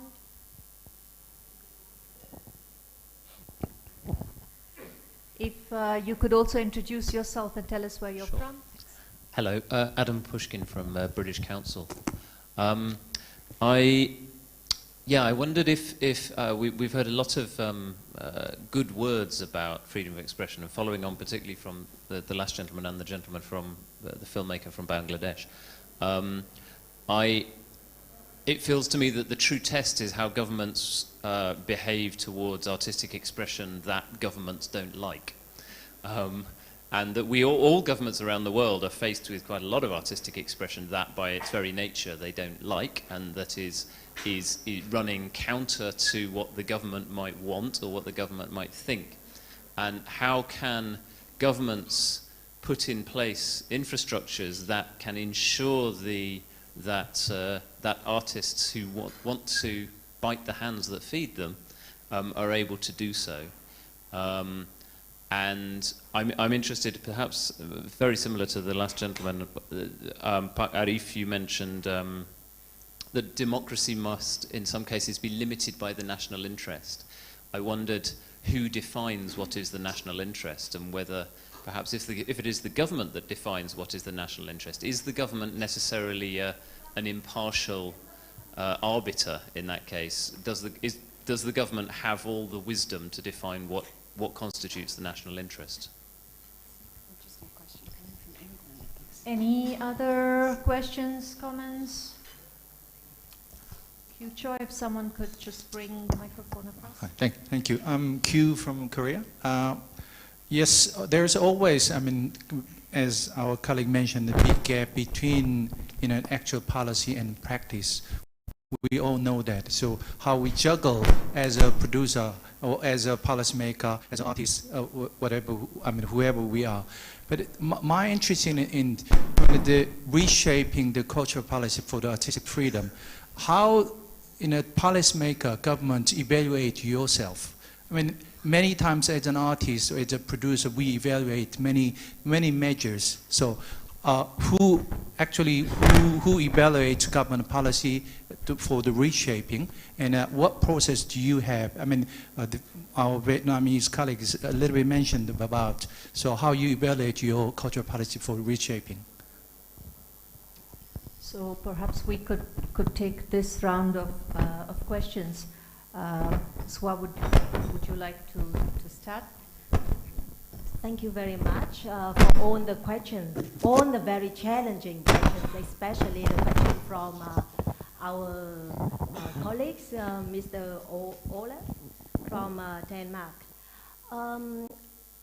First of all, regarding the case you mentioned about a composer who put in prison. Actually, from the ministry, we didn't have the report about that case.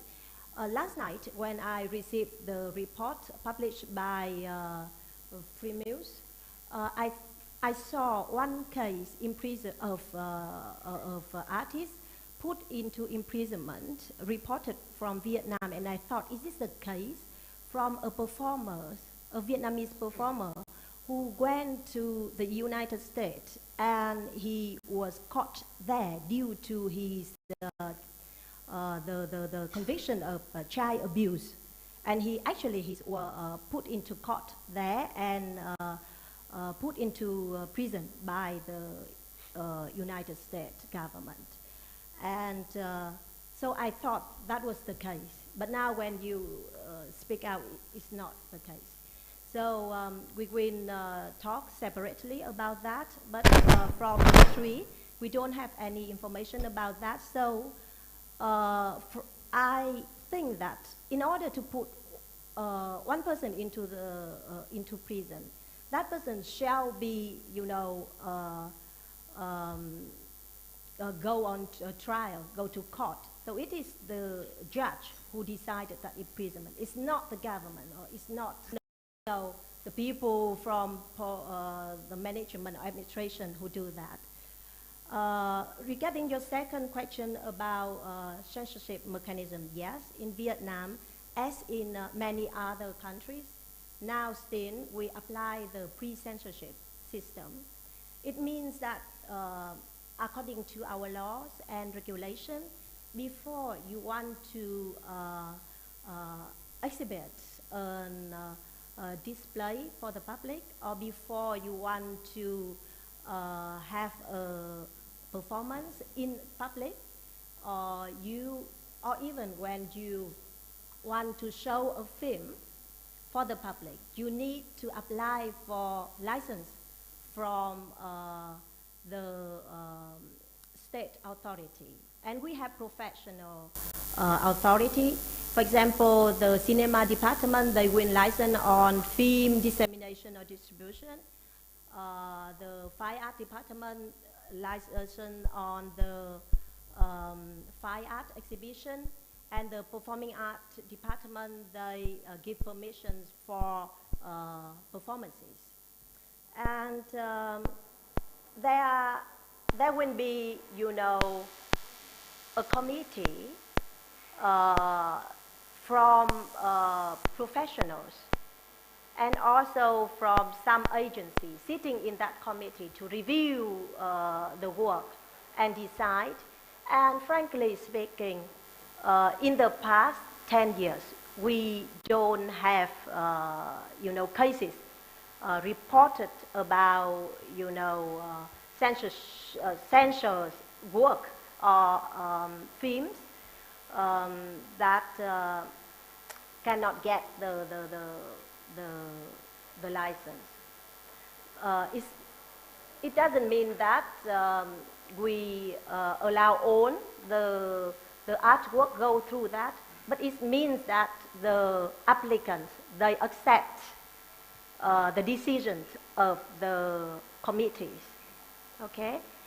And during our consultations with practitioners, we do understand that there is a desire from, practitioners to have like a two-way dialogue with the one who make the decision.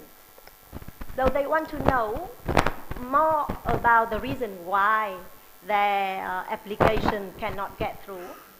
So we hear that. And that's why in our discussion or deliberation, I should tell you that there has been a discussion or deliberation regarding the shift from pre-censorship system into the post-censorship. But this has been, you know, a long conversation and debate. But among the policy makers and managers, we do want to enhance the transparencies in the licensing process to create a dialogue or create a mechanism so that the applicants can have, like, you know, petitions, something like that, to the decision makers. Actually, at the central level, I must speak frankly that we have quite open-minded approach, and we don't have, you know, cases reported that the application is refused. But at the provincial level, the one who make the decision, they are more, you know, skeptical. So we really want to, from the ministry point of view, we really want to encourage such dialogue at the provincial level. So I hope that I can answer your questions. Raman, if you could respond to some of the comments. Are artists involved in these conversations about what is national interest? Yes. And what kinds of sort of participatory governance mechanisms do you have to hear the story from the other side? Yes. Okay. We are on the cultural policies. We look at the topic, and for artistic freedom. So I will not answer directly, but this is what is happening in Indonesia. The artistic freedom is very much protected, you know, by law, and that is why Mr. Aman just now mentioned that with very long struggle, about 30 years, we could produce a kind of law on culture. Among others, we have to guarantee that culture should develop as free as possible. There are some limitations. For example, I gave you an example. If there is any cultural freedom that will break the unity of the nation, there the law will come in. And then we are going to have to open a dialogue with artistic or artist groups, you know, that certain kind of production will hamper or will break the unity of the nation. And then the evaluation, as you also asked about the evaluation to artistic products, you know. Our evaluation to artistic product is also when we look at the richness of artistic product for making humanity to become more respected, humanity higher than the others. That is something that we have got to promote. So there are two words that control is appreciation and respect. You know. And we avoid any effort to homogenize or to make artistic production to become one form, We have got to keep what we call by the Bhinneka Tunggal Ika, the unity in diversity. So that is our policy. If our friends from Indonesia can also help, please add some more information. But to me, this is my capacity on understanding your question. I hope I have answered or at least react to your questions. Thank you very much. Assalamualaikum. Thank you, Paraman. Just to pick up on one last question that came from Kyu Choi before we round up this session. Are there any mechanisms or systems in place for monitoring the policies that exist, and do artists or civil society have a say in giving input towards such a monitoring system? Anything that exists?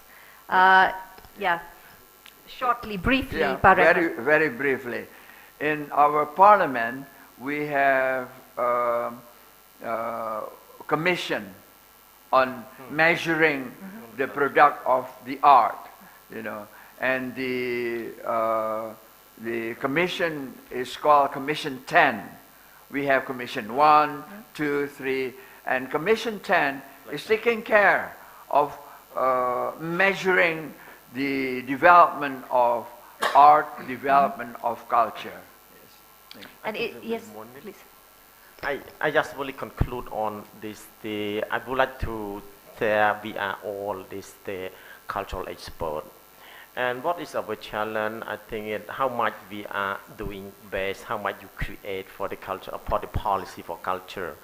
But I think we have to think about what is the political willing. This is important. How much we are effort, how much we put in it.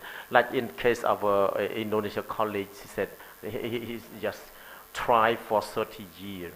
Also, we are all try, we are trying for develop, to protect and develop the artist freedom. This is how much we fought, but it depends on the political willing.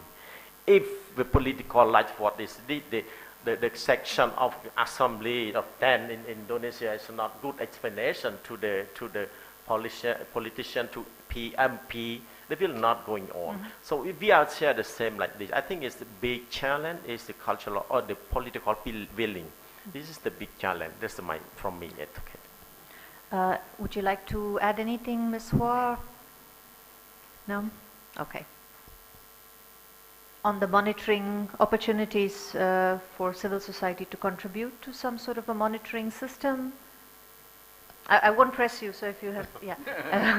No, I mean, as I have spoken before, that's always we have the consultation process, and we also have the mechanisms to enable not only the civil society, but any other citizen who can monitor the policies implementation. But it is true, there is a big gap between, policy formulations and policy delivery. And there comes questions of funding and budget. I mean, state budget. We cannot do everything with the state budget. So that's why in Vietnam, now it is a big question how to mobilize, resources from outside, from other stakeholders to develop, culture industries as well. And regarding, for example, I'm back to the point of mobility for artists. And I mentioned before that we, from the ministry, we support the mobility of artists. However, we have a very tiny budget every year. So we can only spend it for our national theaters only to accomplish our commitment with other governments. For example, through our governmental agreements with Cambodia, with Laos, or with Russia, or South Korea as well. But there is a big potential, out there from corporates. And recently, we can do some cultural exchange or big festival thanks to, the support from, local authority from both sides and also corporates. And in Vietnam, for example, the Kum Ho Asiana or the CJ, they have some fund. So that's, we look forward to diversify the funding. And one thing that it is very important as well for, our non-state actors or artists to find funding for their travel. So they now, when we don't have any state-funded funds for that, they have to go for, foreign funds, and they go to BC or they go to Danish embassy or Swedish embassy to have such a travel grant.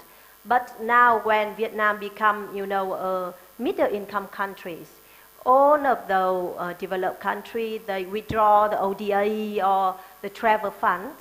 So it is very, very difficult for, independent or non-state artists now to travel. So, yeah. Thank you. I just want to return to our colleague from Bangladesh who I cut short before. So if you could in 30 seconds to a minute summarize your comments.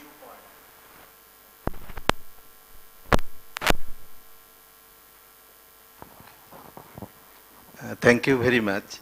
I would like to add some new points. You would be happy to learn that our government recently enacted an act entitled Non-Formal Education Act under Ministry of Primary and Non-Formal Education. So through this, under this act, our government... So could I request you anything about specifically on culture? Specific yeah. And new. Specific. Our are going to implement a good number of projects. One of the projects regarding ethnic minorities group. The objective of this project, how to make them self-reliant, how to make their mother tongue, how to ensure the existence of their mother tongue.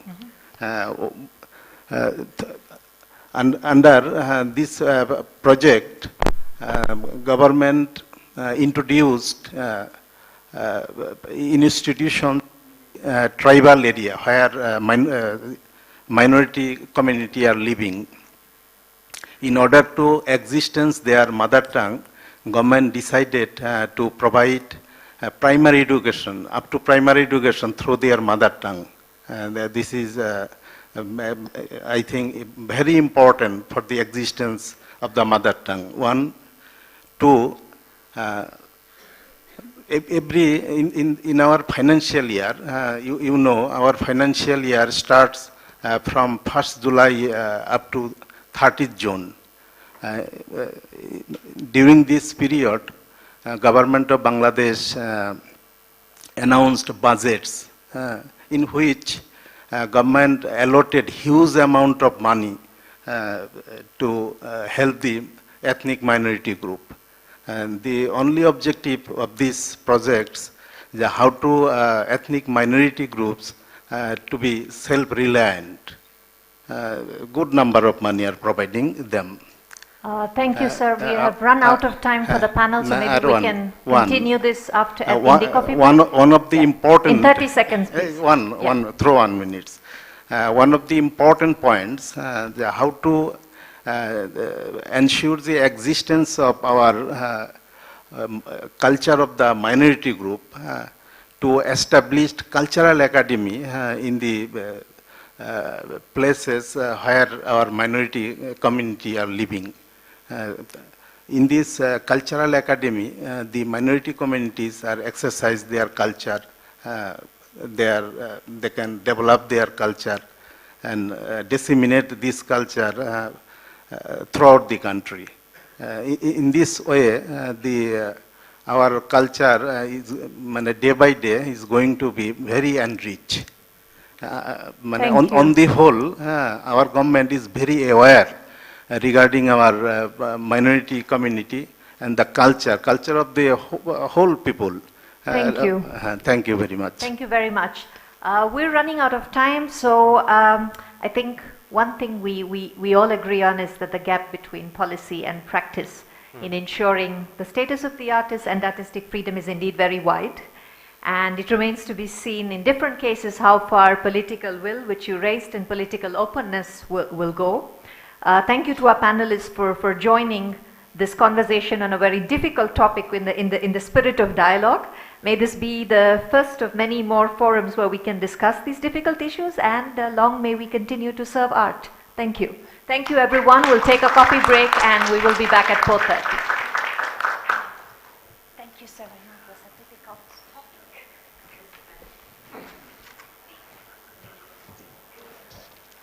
Excellent moderator.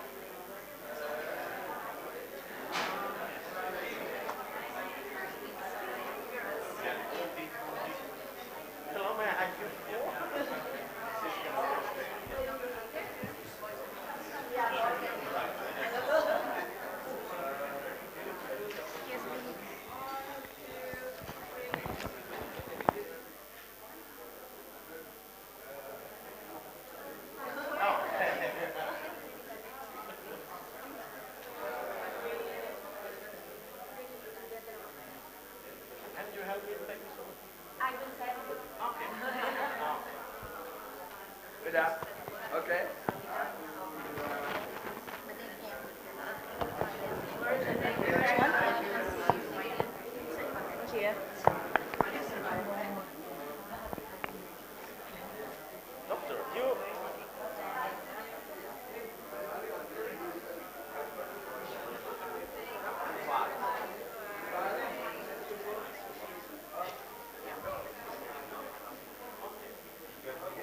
Masih full ya, cuman tadi nyalanya emang.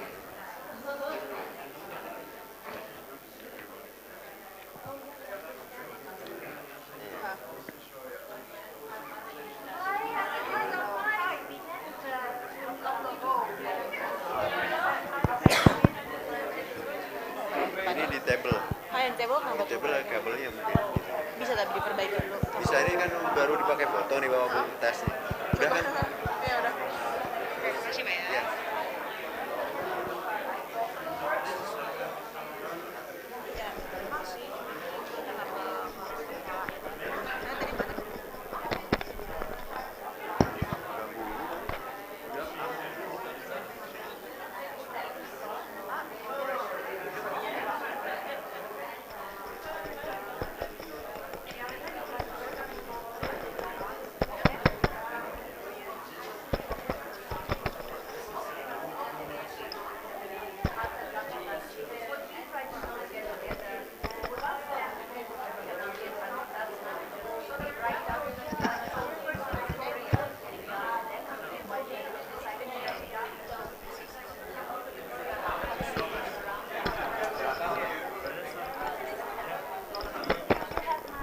Tes. Dari keceklah.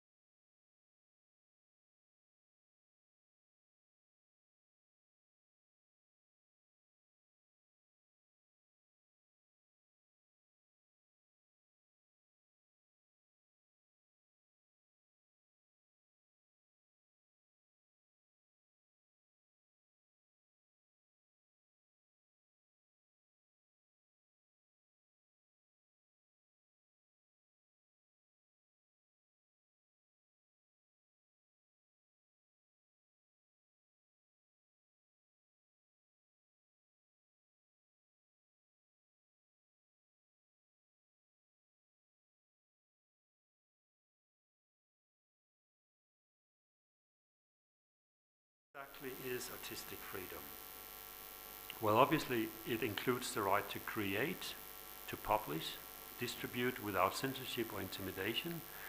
But when we talk about artistic freedom, and Danielle has done this previously, and in the context of UNESCO, we also talk about the right of artistic work to be supported, distributed, and remunerated. We'll also address this in the panel. It's the right to freedom of movement, the right to freedom of association, the right to protection of social economic rights, and the right to participate in cultural life. And the last mentioned right, the right to participate in cultural life, is not least important. Many people, especially women, are discriminated from taking active part in cultural life. And as you know, sometimes this is due to social or cultural traditions. We also know that that takes a long time to change. But there are states, such as Iran and Saudi Arabia, who are systematically discriminating women's rights to take part in cultural life. And that is a violation of international human rights standards and must therefore continuously be addressed by UNESCO, by the Human Rights Council, the special rapporteurs, and the treaty bodies. Let me also point out the artist's right to freedom of association. The freedom of association is violated in many countries, such as China, Egypt, and Cuba. In Egypt, the state-controlled artist syndicate decides on who is an artist and who is not an artist. And not only that, the syndicate have been giving policing power to censor artists. So you have registered artists censoring other artists. This is obviously totally unacceptable. It's a little bit like have a wolf protecting the sheep or an arsonist leading the fire brigade. When artists cannot create unions without interference, they cannot collectively address many of the problems they face, and these problems are multiple. Several countries are still not respecting intellectual property agreements, and artists, like any other skilled people, need protection for their social and economic rights. But artists in many countries, including several European countries, are now being challenged by unemployment legislations, and on top of this, lack of funding or even mind control of the funding. In March, we witnessed how President Trump, in his first federal budget plan, proposed elimination of the National Endowment of the Arts and the National Endowment of the Humanities. And this tendency of attacking the arts by eliminating funds or controlling funds in so-called interest of the nation is unfortunately spreading like a wildfire. The 2005 UNESCO Convention and the Global Report Reshaping Cultural Policies explain very well how to promote and how to protect artistic freedom and diversity of cultural expressions. And without freedom, there is no diversity. The Global Report outlines how state parties can and should promote and monitor the convention, and it clearly states that international and national legislation related to human rights and fundamental freedoms should promote both artistic freedom and the social and economic rights of artists. And the report also provides a framework of core indicators for the implementation and monitoring. And let me also point out that the 2005 Convention provides a unique policy framework to implement Goal 16 of the UN Sustainable Development Goals. Political and public support of artistic freedom is more important than ever. Ministers of culture were very much involved in the creation and the development of the 2005 Convention. And it's time for them now again to speak out, as we saw with the Nordic ministers, for the protection of artistic freedom. Unfortunately, many of their colleagues around the world are doing the opposite at the moment. They're limiting and controlling artistic freedom by censoring, by threatening, or even imprisoning artists. Musicians, writers, and other artists are imprisoned in this moment.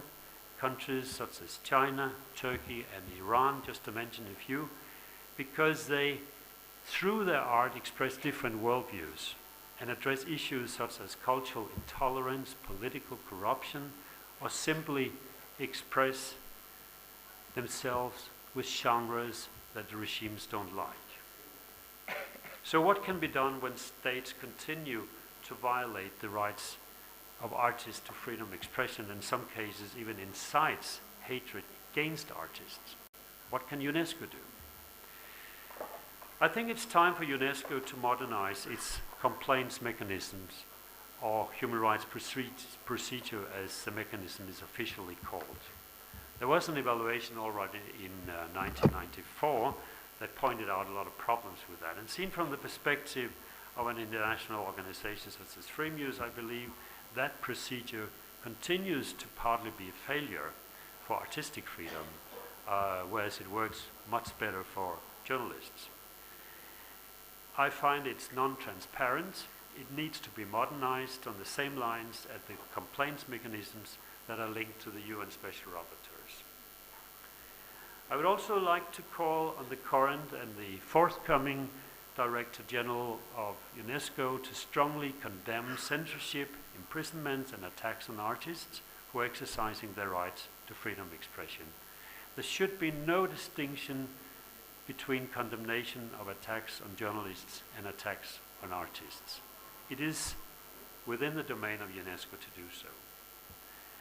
UNESCO several years ago drafted the UN Plan of Action for the Safety of Journalists and the issue of impunity. And the UN General Assembly adopted Resolution 68163 on the safety of journalists and the issue of impunity. I think it's now time for a UN Plan of Action for the safety of artists and the issue of impunity. I think UNESCO should take that initiative.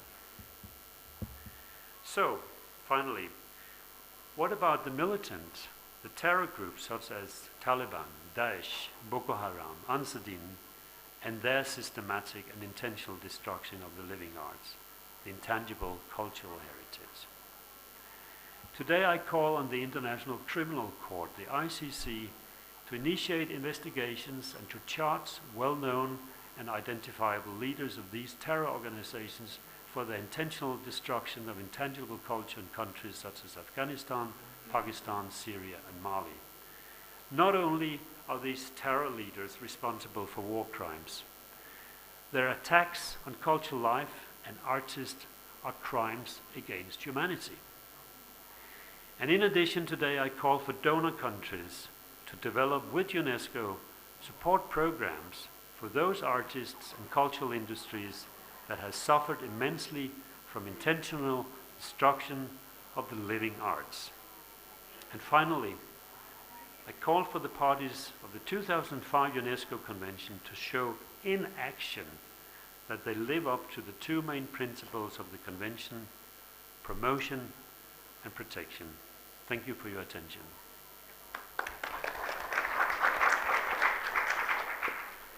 We will now continue with this very distinguished panel.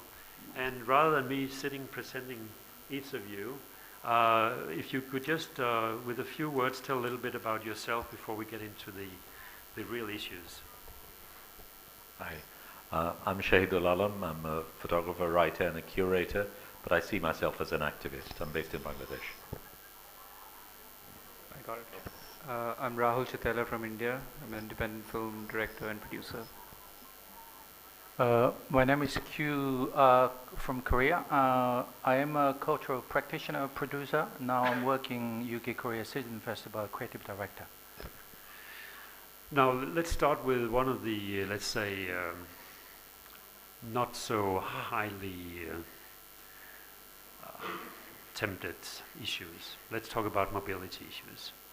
From your experiences, could you come with some concrete examples how the problems with mobility and visas affect your work and the cultural industries as such? Would you start? Well, I was actually quite surprised. You know, you have that thing, little pamphlet about artistic whatever it is, where it talks about how New Zealand has changed its rules and made it so easy. Well, I am the international curator for the Auckland Festival, which is at the end of this month in June.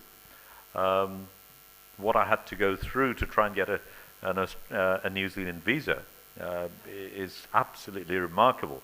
It included getting a police verification. It included all my bank statements. Despite the fact that someone else is paying for it, I had to reveal a huge amount of data to the New Zealand government, which I'm not comfortable with. New Zealand does not have an embassy in Bangladesh, so I have to then send my passport to India. So this is me having to send my passport and all that information to them. And then that whole thing, and I went in December to do a recce, and then I was going to do, I'm hoping to go end of this month to actually set up the show. I couldn't get a double entry visa, so now I have to apply again, and it's $160 each time. And of course I have to go through police verification and all those sort of things, as if my whole identity has shifted in the last couple of months. That's there.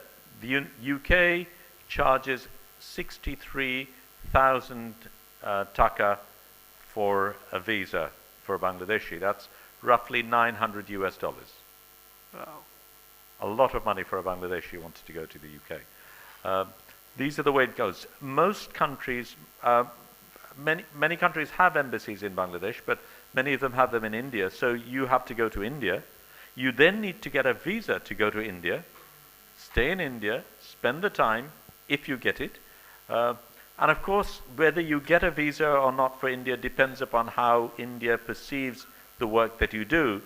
And because right now India has been propping up our unelected government, if you question your own government or question India in the process, then going to India itself becomes a hurdle.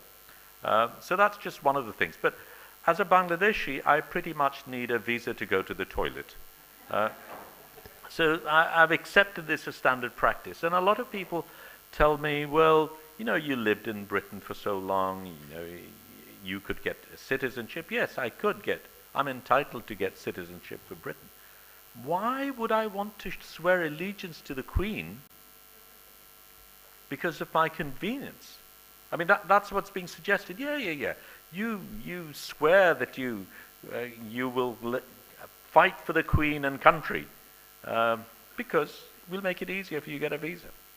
But that's what's accepted of me. But to cut it short, by and large, there are two elements. One is which country, whether they accept you or not. The other is whether your own country supports you in the process or not. And if, as an artist, you are critical, which is what you should be in the first place, then you're squeezed in the middle.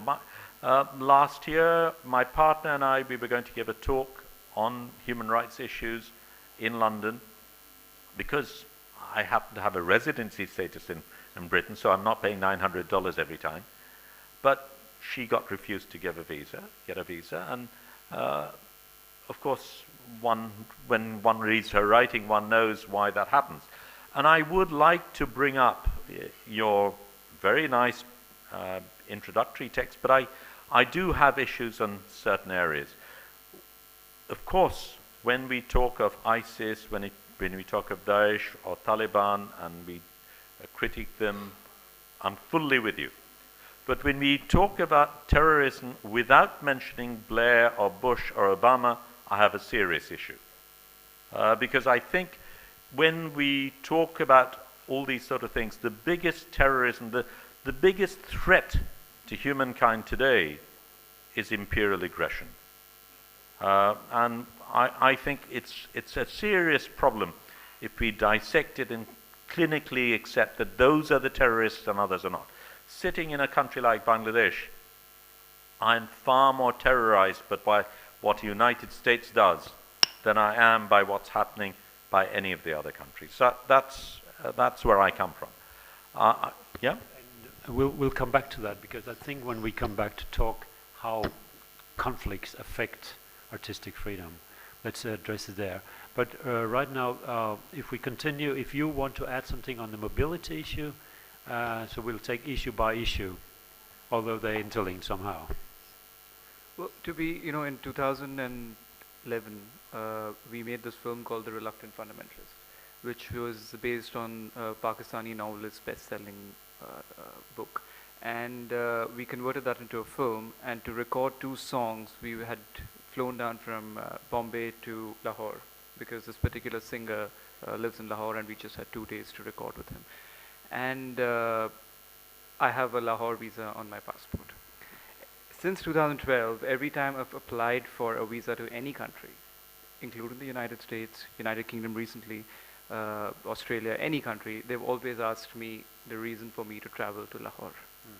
But I must say, because I'm an artist and because I'm a filmmaker, I get it much easier. I get the visa much easily as compared to a normal man who has the right to go to a country like Pakistan, because all Pakistanis are not terrorists, all Lahoris are not indulgent in terrorism. So it's much easier for artists to get visa, because it's like they've already bracketed us in the elite club. So as much as I do get questioned as to why I went to Lahore and why I went to Pakistan, I do have my reasons, and they're accepted much easily. You?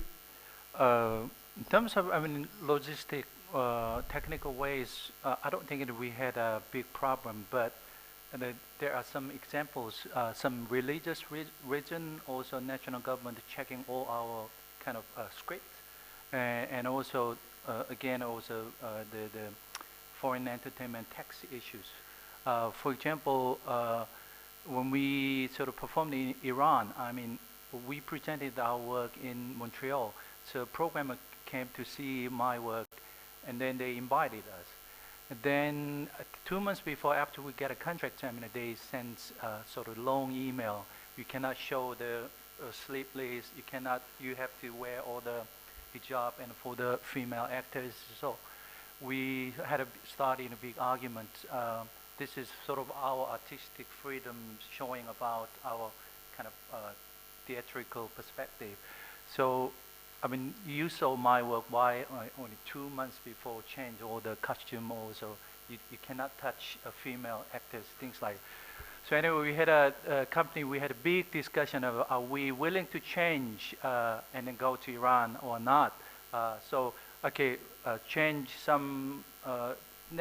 Even though we change some costume, what we are going to tell to the audience, nothing changes. So in that case, religious reason, you have to really, if you we respect their culture, you have to respect my artistic freedom.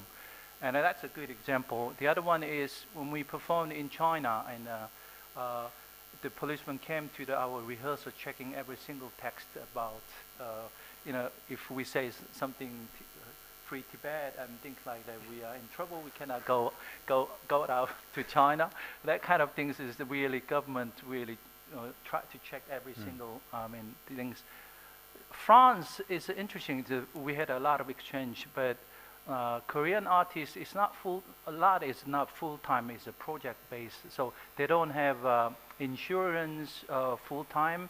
They don't have sort of after retirement things. But France doesn't allow us to provide the social security, some kind of evidence. Then you have to get a contract. Every single artist had to pay almost 35% taxes, which is really half of money for the artist fee. So in terms of that kind of technical logistic perspective, when artists, especially independent artists on international touring, has big issues.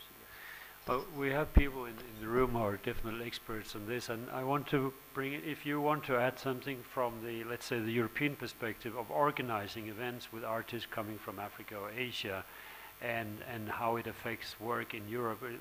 Do any of you want to add to this, Marianne, or yes, please? Can we have the mic? This is Julia Farrington from United Kingdom, working with index and censorship, because it's something that is debated not only in the south but even in the north. Yes, please, Julia.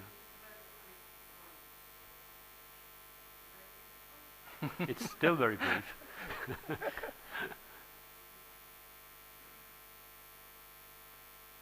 That I also produce quite a lot of events, and if you are going to bring performers from different countries. It just puts a huge amount of insecurity over your planning and your programming. I mean, it's a very obvious thing, but you know, it can be that at the last minute you have to reprogram or you have to cancel events that you might have been planning, and that is pervasive, I think.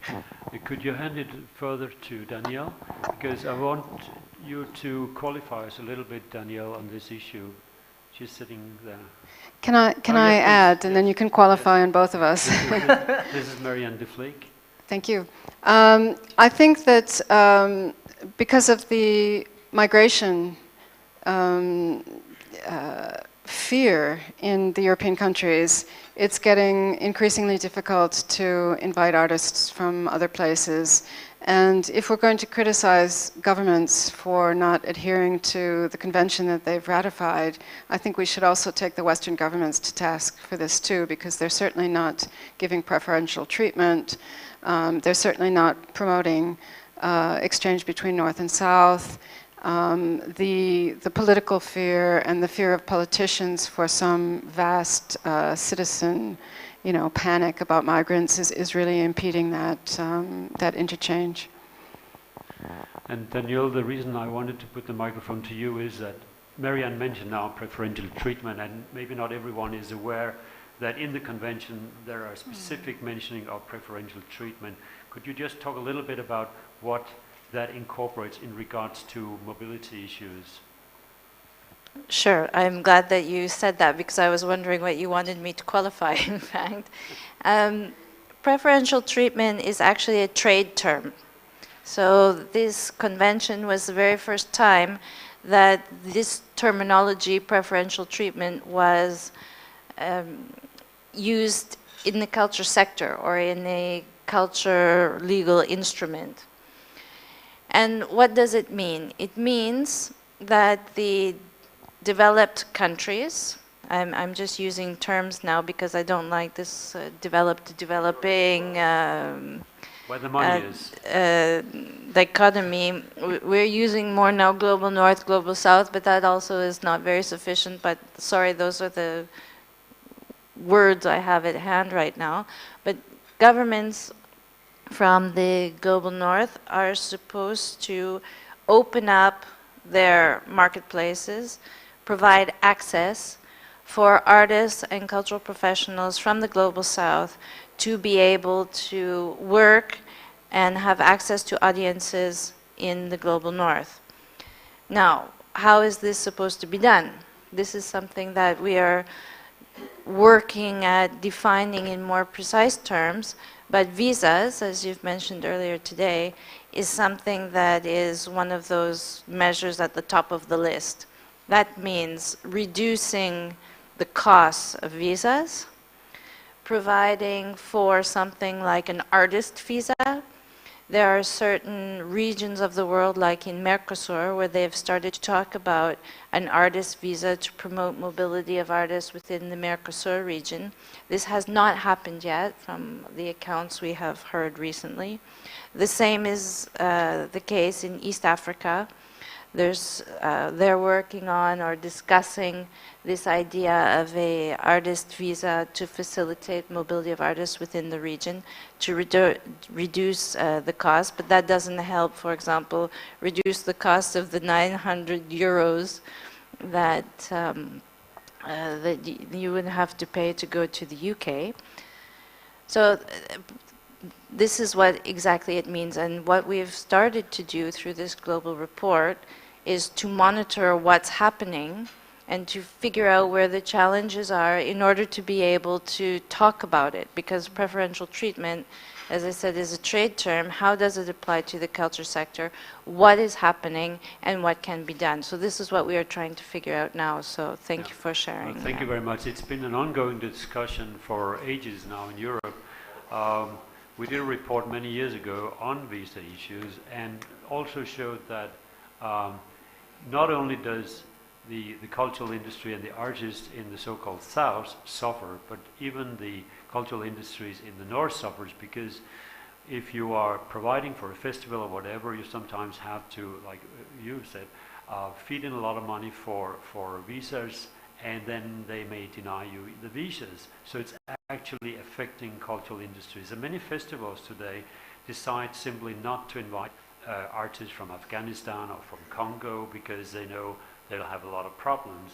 And additional to that, the discussions in the EU has been manifold. The Commission actually believes that it would be much better to have a one-stop system. So you could go to the closest EU office in whatever country and apply for a visa for the whole of Europe.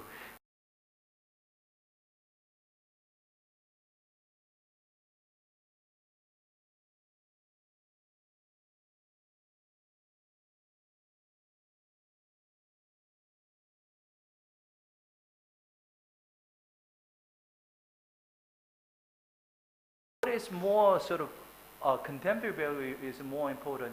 What my national identity value for me is sort of important. That's why sometimes national identity people sort of misunderstand the nationalism.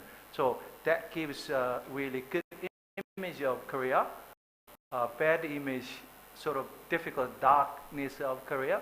That's not Korea. I don't think so. So it's a really fine boundary how you sort of show national identity. So that's a sort of...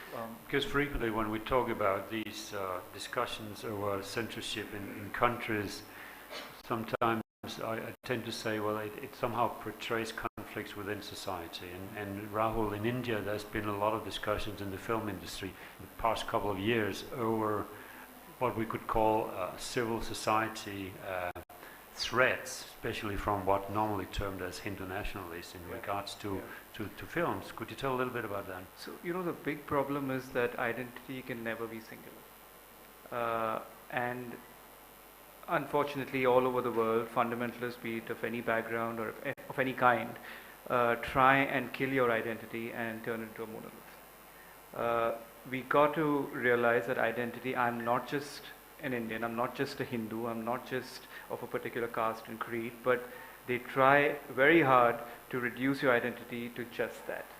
So when I make a film, first is of course to get the funding, which is a huge task because it is the entertainment industry and people are paying to travel to that escapist world. But once the film is done, releasing it becomes very difficult because there's something called the Film Certification Board, the Central Board of Film Certification, and it's basically a bunch of people who are under the Ministry of Information and Broadcast and decide to censor certain scenes or certain aspects in my film because they feel that that might create ruckus once it's done. Now, two things. One is that the Film Certification Board is not the censor board.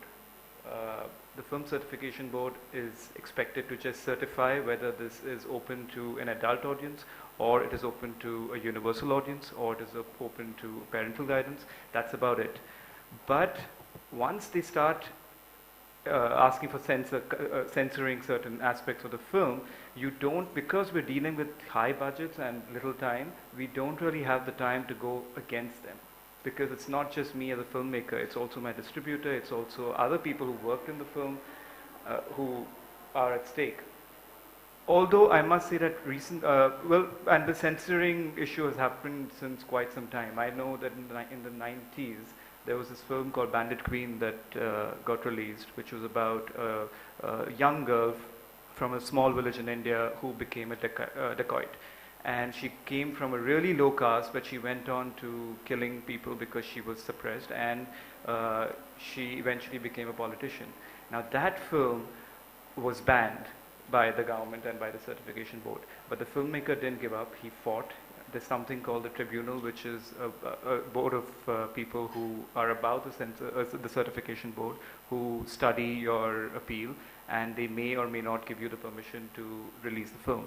If that doesn't happen, if you're not convinced with their decision, you can go to the Supreme Court. And Shekhar Kapoor, who was the filmmaker of Bandit Queen, he did go to Supreme Court, won the case, and eventually released the film.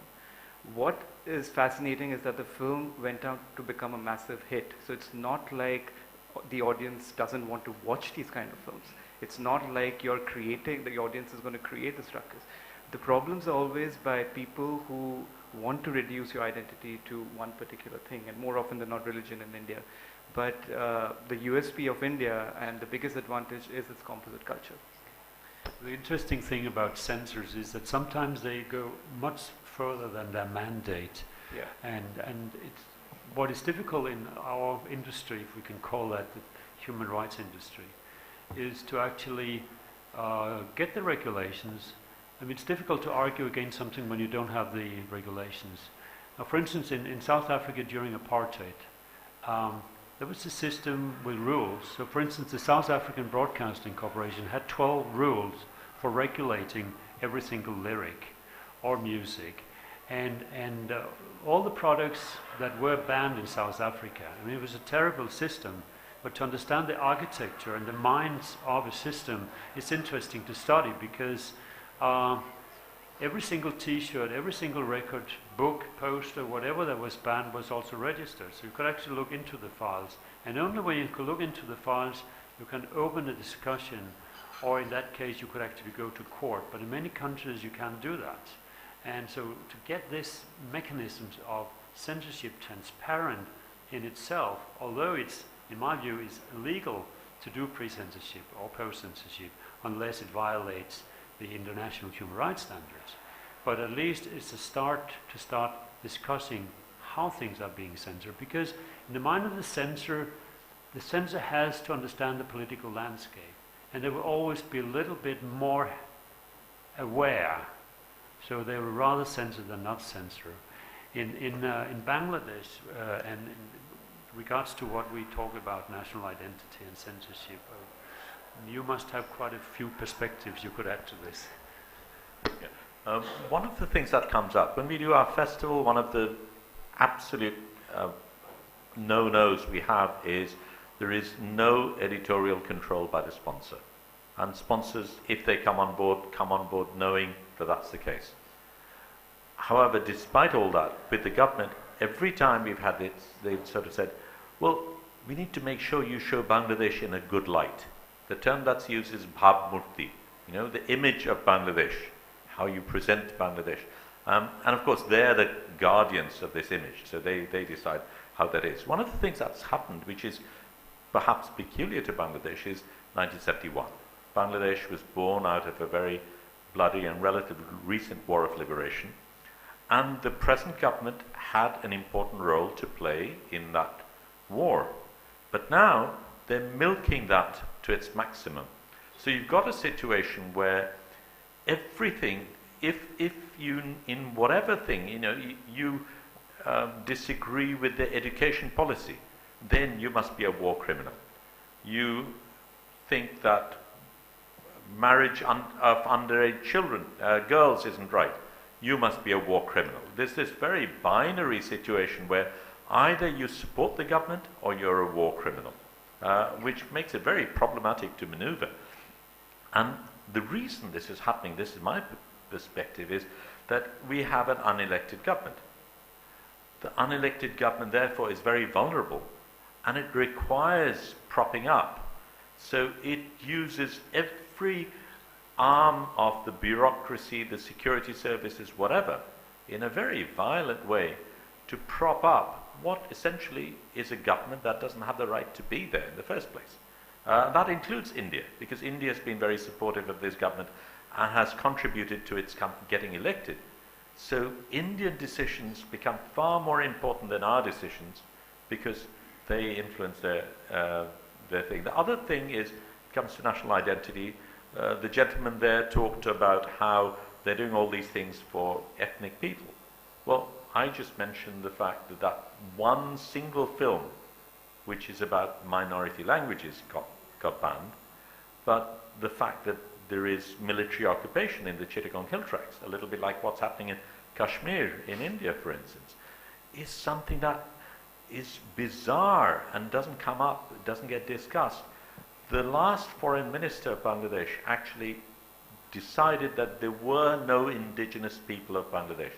So in one sweeping statement, she denied the existence of this entire minority community. Mujib, who was the father of the nation, at one stage made a famous statement saying, Tora Bangali hoya, you become Bangalis. Now, yeah, I can change many things about myself. I cannot change my ethnicity, I cannot change my race, but this is what is expected. In terms of this national identity, everyone is required to confirm.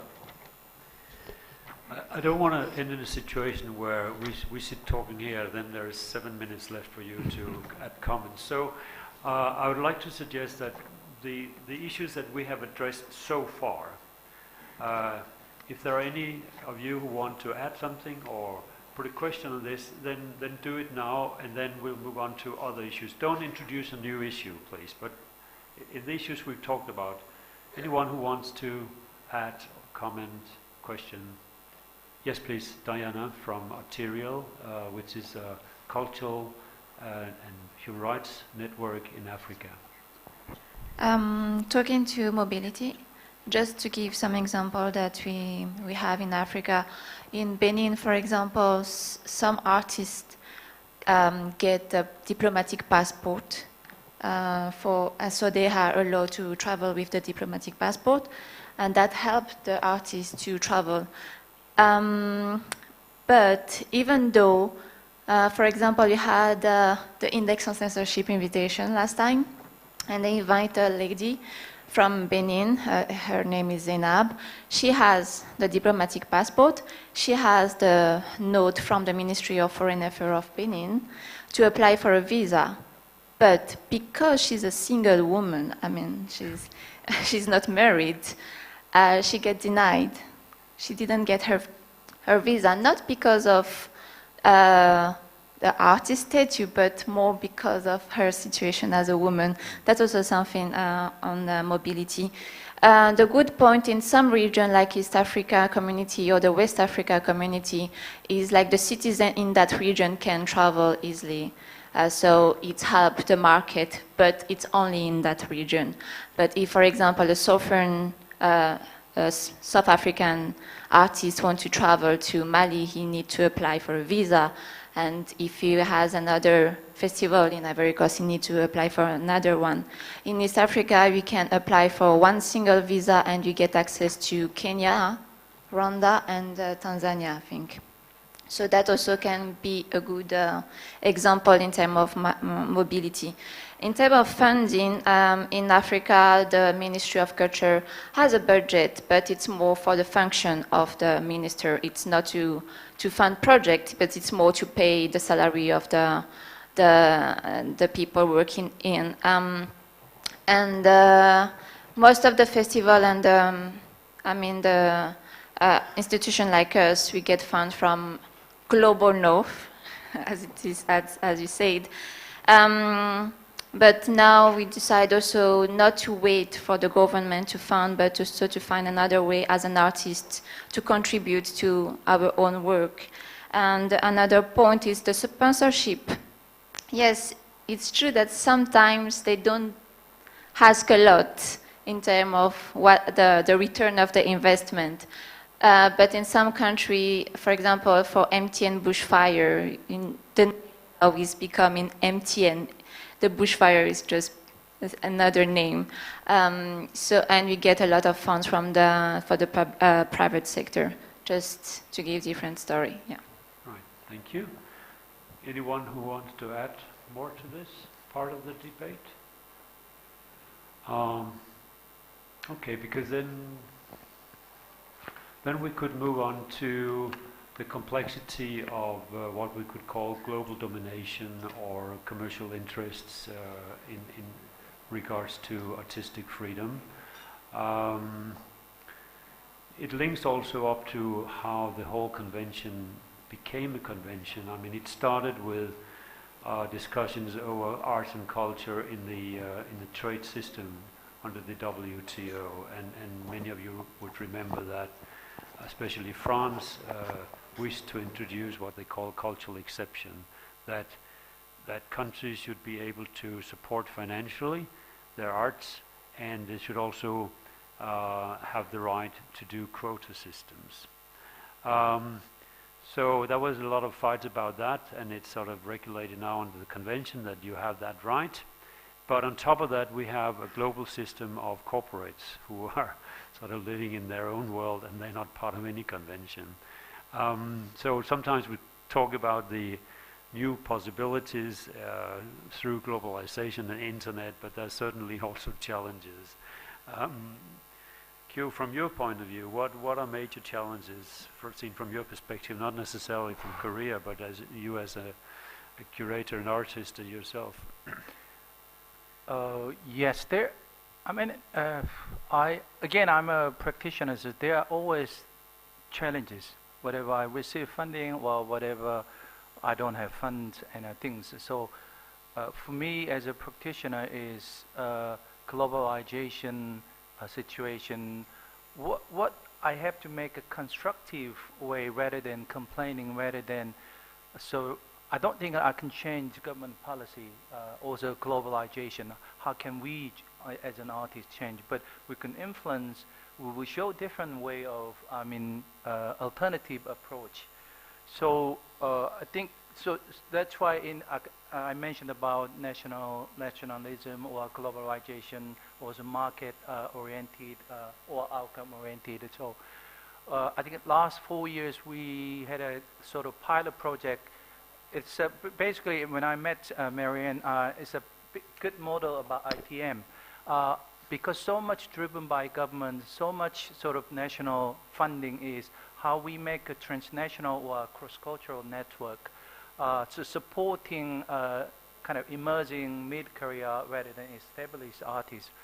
So, kind of supporting in Asian, we call the Asian Produce Platform, so supporting 40 Asian, sort of understanding local context, research, because producers also need to understand the local context rather than only artists. Artists, producers, how nexus together, things like that. So what I believe is there are many ways to overcome challenges rather than complaining about challenges, which means how we support. This is really shame. I didn't know about UNESCO Convention 2015. It's the first time. There are many ways. Also, the other way, what I want to say is, when we had less kind of mobility in domestic Korea, we had an international colleagues support our work. So when we had a Gwangju Democracy Uprising project, 2 Japanese contemporary museum commissioned us. We worked together. We just did 3 weeks in Korea, but has 2 months in other countries. Things. So how you build up your own network, how you became sort of trust-based or artistic freedom-based, build up your network, how you cross-cultural, transnational perspective, you can see the future rather than me, my country, complaining government system. So that's a sort of, for me, as a practitioner, really important.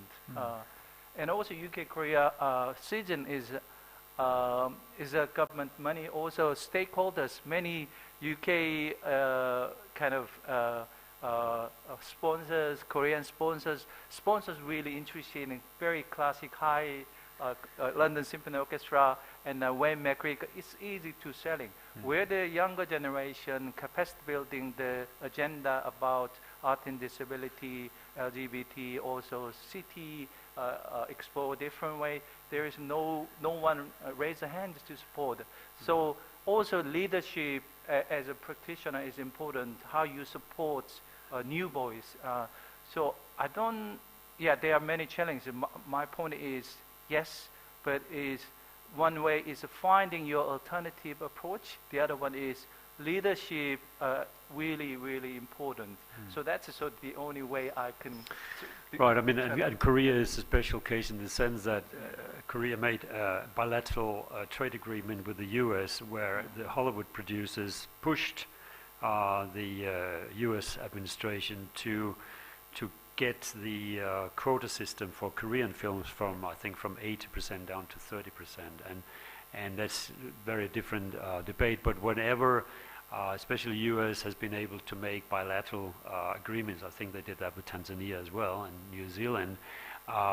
They cannot really live up to the standards of the UNESCO convention anyway. U.S. will never sign that convention. because they believe the arts and culture should be regulated through the WTO system. Raul, in India, I mean, Bollywood as well as Hollywood are global operators, and sometimes it's being discussed as a threat to diversity. Do you see that sort of domination from global industries such as Bollywood and Hollywood, that has a negative effect on diversity or the access to show products, because sometimes they also control the distribution system? Well, I mean, we have to face the truth that both the big budget films of Hollywood and Bollywood, when you say Bollywood, it's only the Hindi language film. They're all more or less run by the studios, which are corporates, which is where the massive budget films will come out. But there is a very strong regional film industry as well, be it in Marathi, be it in South Indian languages, which are doing equally well and which are now reaching out to audiences across the globe. Because primarily Indians are everywhere, so you have Indian films reaching out to. I could sit in Japan, I could sit in New York, but I'll still be able to access a Tamil film. Also, with Netflix and Amazon and all these online portals and YouTube, it becomes so easy for me to make a film however I want, in whatever language I want, about any topic that I want to, without any censorship, and upload it online. The budgets are much lesser, and freedom is 100%.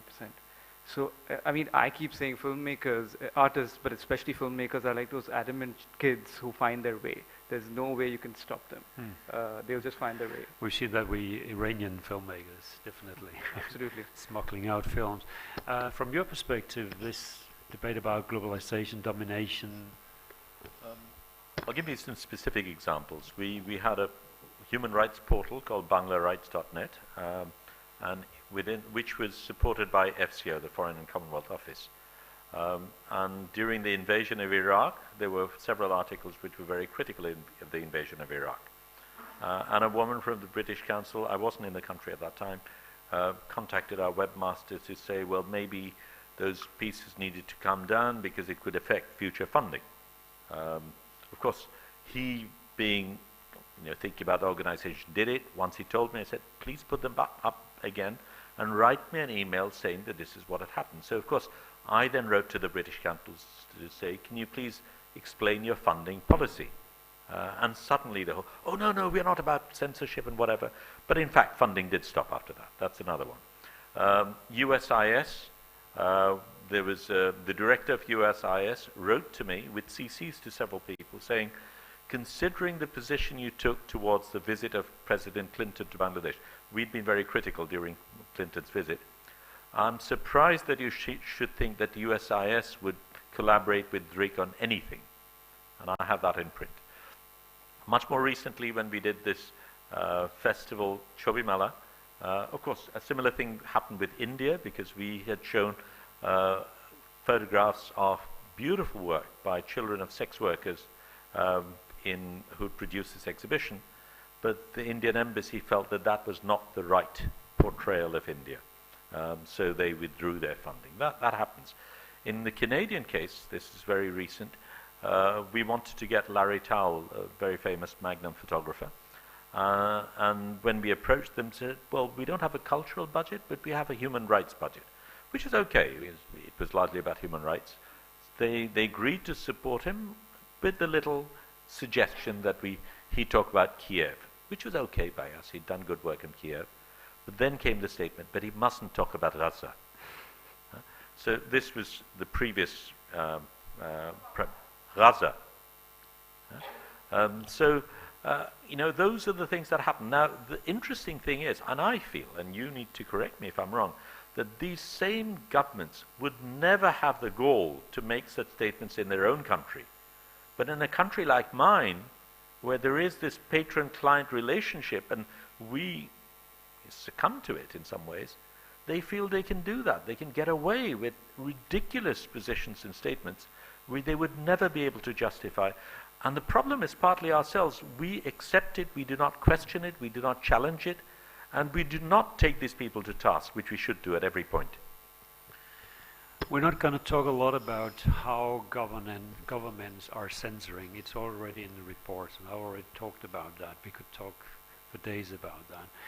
But the phenomenon of threats from civil society or non-state actors is increasingly something that at least I notice in my work. Very little research has been done on this. One of the few research studies have been done by the National Cultural Research Institute in Sweden. And in their research they noticed that about 30% of visual artists and writers in the past couple of years have received threats. Serious threats, less serious threats, but threats. And we're talking about Sweden. I think most artists in Western countries today are facing this, and it's an issue also with many cultural institutions. If they set up controversial exhibitions, immediately they receive threats. So threats are there. But in this panel, threats linked to self-censorship, is that an issue in Bangladesh, for instance? Very much so. In fact, I think that is a bigger issue. We do not push enough. Of course, we have a repressive government. Of course, we have a difficult situation. But our job is to be pushing the envelope constantly. And I actually don't think the artists themselves are so holier than thou either, because I think part of the reason why people do not push is not simply safety, but because by being close to the corridors of power, you then get a few favors, and part of this giving up has to do with aligning yourself in certain ways, and I find that hugely problematic. One of the things that I mentioned 71 before, because the government has aligned itself with the freedom movement, now you have a slightly different position as well, where artists, by that alignment, also see themselves as being aligned to the freedom movement. So it's a complicated thing. But in terms of threats, well, this is one of 8 knife wounds I got in 1996. But then I've not been knifed in 20 years. I'm doing well. How does it affect artistic creativity? I think partly because much of the work that is being produced is safe work, is comfortable work. There are huge issues that need to come up, and I find it very problematic that major artists who are in a position to be challenging these things take the safe route. It's also problematic in a different way, because there are times when I would expect certain people to stand up and object. Today they're saying, let's not rock the boat, it's not a good time, maybe later. And once that happens, that censorship is a very, very insidious process. And could you give a couple of examples of what type of issues are most problematic to address, and where you would maybe self-censor or feel that if you address these issues, then you're in trouble? The big taboo is the military. That is the absolute no-no. You cannot talk about the military. The media will not talk about it. That's also the most dangerous. Talking about corporates, critiquing the corporates, particularly telcos, because they're big advertisers, is another one. The donor community is in some ways sacrosanct as well. You don't do that. So those are areas. But now another area has come up, which is religion. And it has become much more dangerous. And just day before yesterday, a show that I was going to do, I decided I would do a photographic exhibition inside a mosque.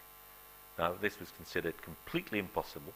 I thought it would be difficult, but I actually managed to convince the mosque to hold this show. And I produced a body of work. I convinced them they must allow women to enter the mosque, non-Muslims to enter the mosque, and on that basis I produced this work. Then it was the government, the Awami League, that put pressure on the mosque committee, which then felt uncomfortable, and now that show is not going to happen inside the mosque. We've come to a compromise. It'll happen in the field next to the mosque, so maybe. Why would the government put pressure? Because the government is now trying to appease the Islamic Party. I mean, it's a government that's vulnerable. It doesn't have a genuine mandate. It was not elected. Now, the elections are coming up. They want to essentially get the Islamic vote as well. So, and that has had huge ramifications in many ways. The fact that the Islamists have been able to get away with so much of this is because the government has turned a blind eye to them in many situations. And these are exactly the kind of trends we also see in Europe, with several what we would normally call right-wing governments appealing to national feelings and actually attacking artists in the open, that they shouldn't address this and this and this. We also see the religious right-wing groups coming up.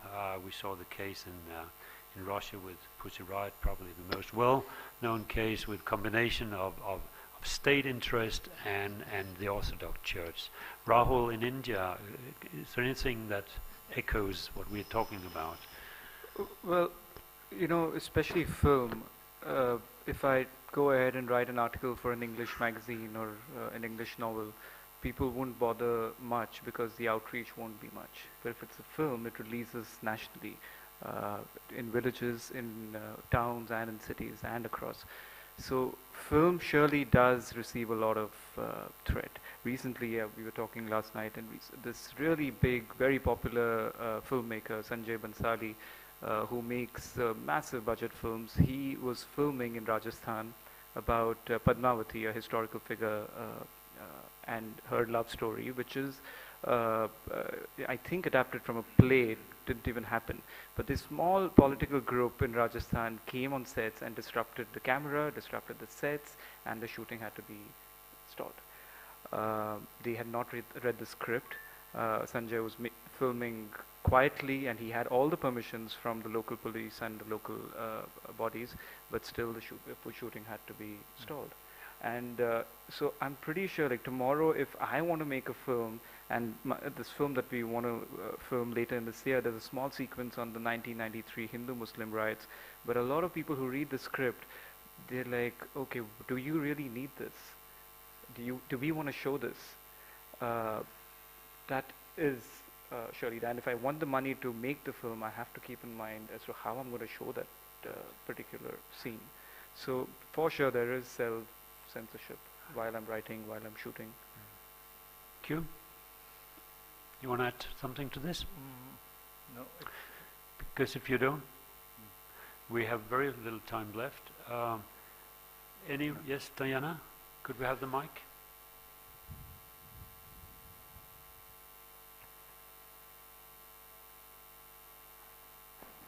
Sorry, just the one interesting case that I want to share with you in terms of the globalization as well. In Kenya, I don't know if you remember, in February there is a video clip published on the YouTube, and the Kenya Classification Board decided to ban the video clip because it showed the LGBT. And the LGBT, according to the Kenya law, is against the cultural value. We talk about national value, but it's it's the same issue. And because it was published on the YouTube, the Kenya government cannot ban it properly. So they asked the Google to stop it. And that was a little become an issue in somehow, because Kenya was really upset, like Google need to stop, and Google replied that YouTube doesn't belong to them. It's an independent platform, so it's not their responsibility. They don't have the authority to do that. So that's also an interesting case that happened in Kenya. In terms of self-censorship and the cultural policy, most of the time when you read the cultural policy in country is to promote the culture as a development tool. But unfortunately, there is actually in Africa, there is non-law who protect the artistic freedom. So you have a lot of law talking about access, infrastructure, participation. But when an artist gets trouble, there is no law to protect the artist from the public, from the authority, from the religions, the traditional authority. So I think when you talk about reshaping the cultural policy, we all also need to have a law who really protect the artist as a human rights defender, and also for the work that they do to the social development of the country. And that's why the self-censorship come, because the artists know that if they get trouble, no one will protect them, even their peer. So it's better to follow, sometimes it's invisible law, it's the society who give the law, and we have to follow that if you don't get trouble. Yeah. Well, I just got what the moderator would normally call the dream scenario, because we were allowed to continue another 10 minutes, which is fabulous. Thank you so much for that, Daniel. Anyone else who want to add something to this current debate?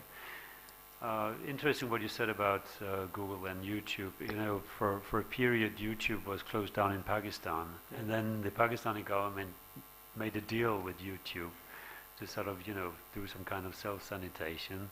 And we don't know, there's no transparency of this, but obviously the way that social media is being used in YouTube and Google works twice, especially with Facebook also, that many of the states today monitor artists out there on YouTube. So you may put up your work outside your country, but it also becomes part of the court cases as a proof. And we saw that very much during the so-called Arab Spring, how the governments were monitoring protesters and then put it back in them. So it's a dual spear. One thing I do want to address here also, because one of the rights is the rights for remuneration. And we know that there's a lot of violations, and a lot of governments are violating also copyrights, and we can talk about that for days. But you told me earlier today one very concrete example of copyright infringement that you experienced. Yeah, we have. I mentioned that 1971 is a very big period in Bangladesh and very close to our hearts.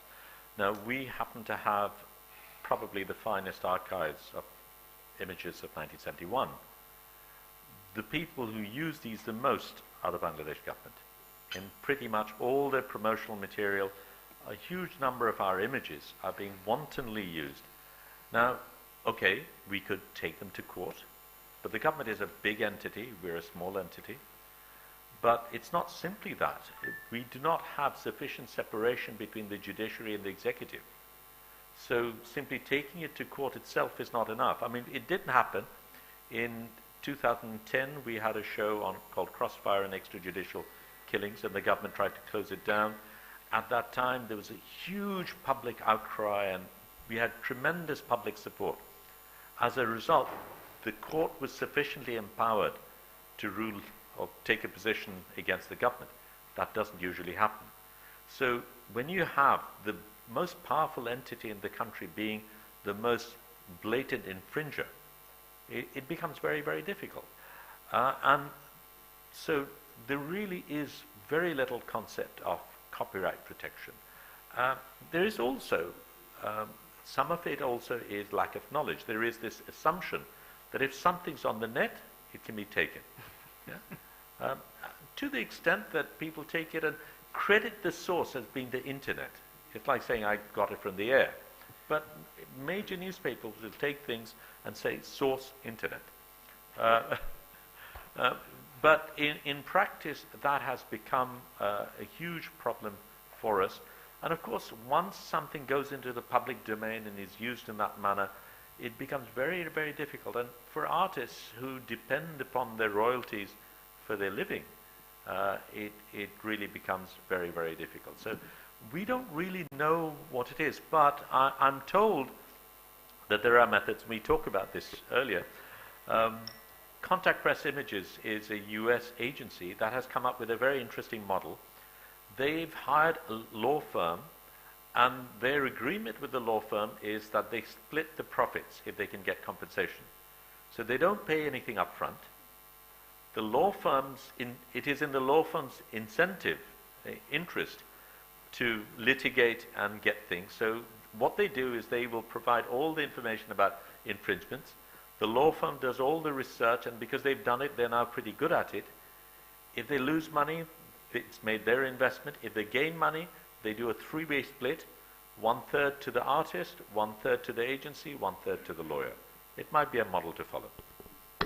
I would actually like to come back to one issue when it comes to threats, and that is, if you, as an artist, about it, because there's been some quite positive recognition of the importance that actually there is something capricious about the way that the police operate, that they are exposing themselves to potential judicial review. So there is a sort of political structure in place around this, that an illegal structure that they are very conscious of, and they are very open at this stage to having a conversation after the new order stepped down and the reform era, but we don't really know when it's applied until it's happening.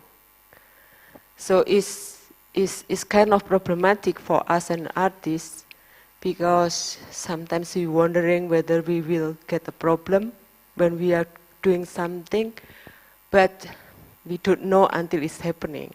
Like for my own experience, I organized like LGBT film festival in Malang. It's a small town in East Java, and actually it's become a problem because it's a kind of pressure from some of organization, because it's a sensitive issue, and all the cultural center who's projected the film is also got a problem. But then we become a mediation between the Jakarta Art Council and the representative of those community leader. Right. So the censorship actually is, I would say now is getting more freedom for us to express our opinion and perspective through the arts. But of course there is still that some, maybe is what the words to say is conservatives, say that we have also to respect the local wisdom and the national identity, like what we discussed. Also to maintain the good names of the local Indonesian or something like that. So it's kind of dilemma whether we want to voices what our opinion as a personal, or to maintain the national identity as one of the citizens. And we previously also heard the problem of addressing religion or non-religion. Yes. Right. It's quite a sensitive issue when we come to this religious issue, particularly these days. For me, I come from the Indonesian Chinese family, so it's always not easy for myself as a minority, but I'm obsessed with the issues as an identity. So I'm glad also to come here when I heard about national identity. I read Amin Malouf, what the elements to shape us as a person, either political identity, like Indians speak Hindu or something. Like for me, I don't speak Chinese at all, but I was born. To stop here before I invite Danielle back to finalize this session. But I hope this has been at least a start, and please continue discuss amongst each other and with the panelists, because there are many issues that could still be addressed. So first of all, thank you very much to this great panel, thank you for those of you who stayed. We know who left the room, and we noticed. We will take notes. We will take notes. Danielle, will you say a few words at the end here? You will? Oh, I can, okay. Well, in that case, I should probably put forward my thanks and gratitude to UNESCO for hosting this, to Denmark for funding it, and mostly for all of you who came here, who are all experts in this field. Certainly, the discussions will continue tomorrow. Some of the people who are here will also discuss how UNESCO can move on with the convention on training modules in regards to artistic freedom. It's certainly one of these issues that are very controversial worldwide today. And the risk is, of course, that we stereotype countries or cultures when we say these people do this. I apologize if I did that. I would love to discuss that further. I agree on your analysis, but that's a different point. But we must be able to talk about it. And I think there's been some openings today that we can discuss it. I'm very happy that the Vietnamese delegate stayed on because we need to be in the same room. We need to be able to talk about it. We don't have to be, I mean, we don't agree on anything here. Probably we'll have a lot of disagreements on many issues if we talk. But we have to have that dialogue. That is important. So thank you very much and have a great evening.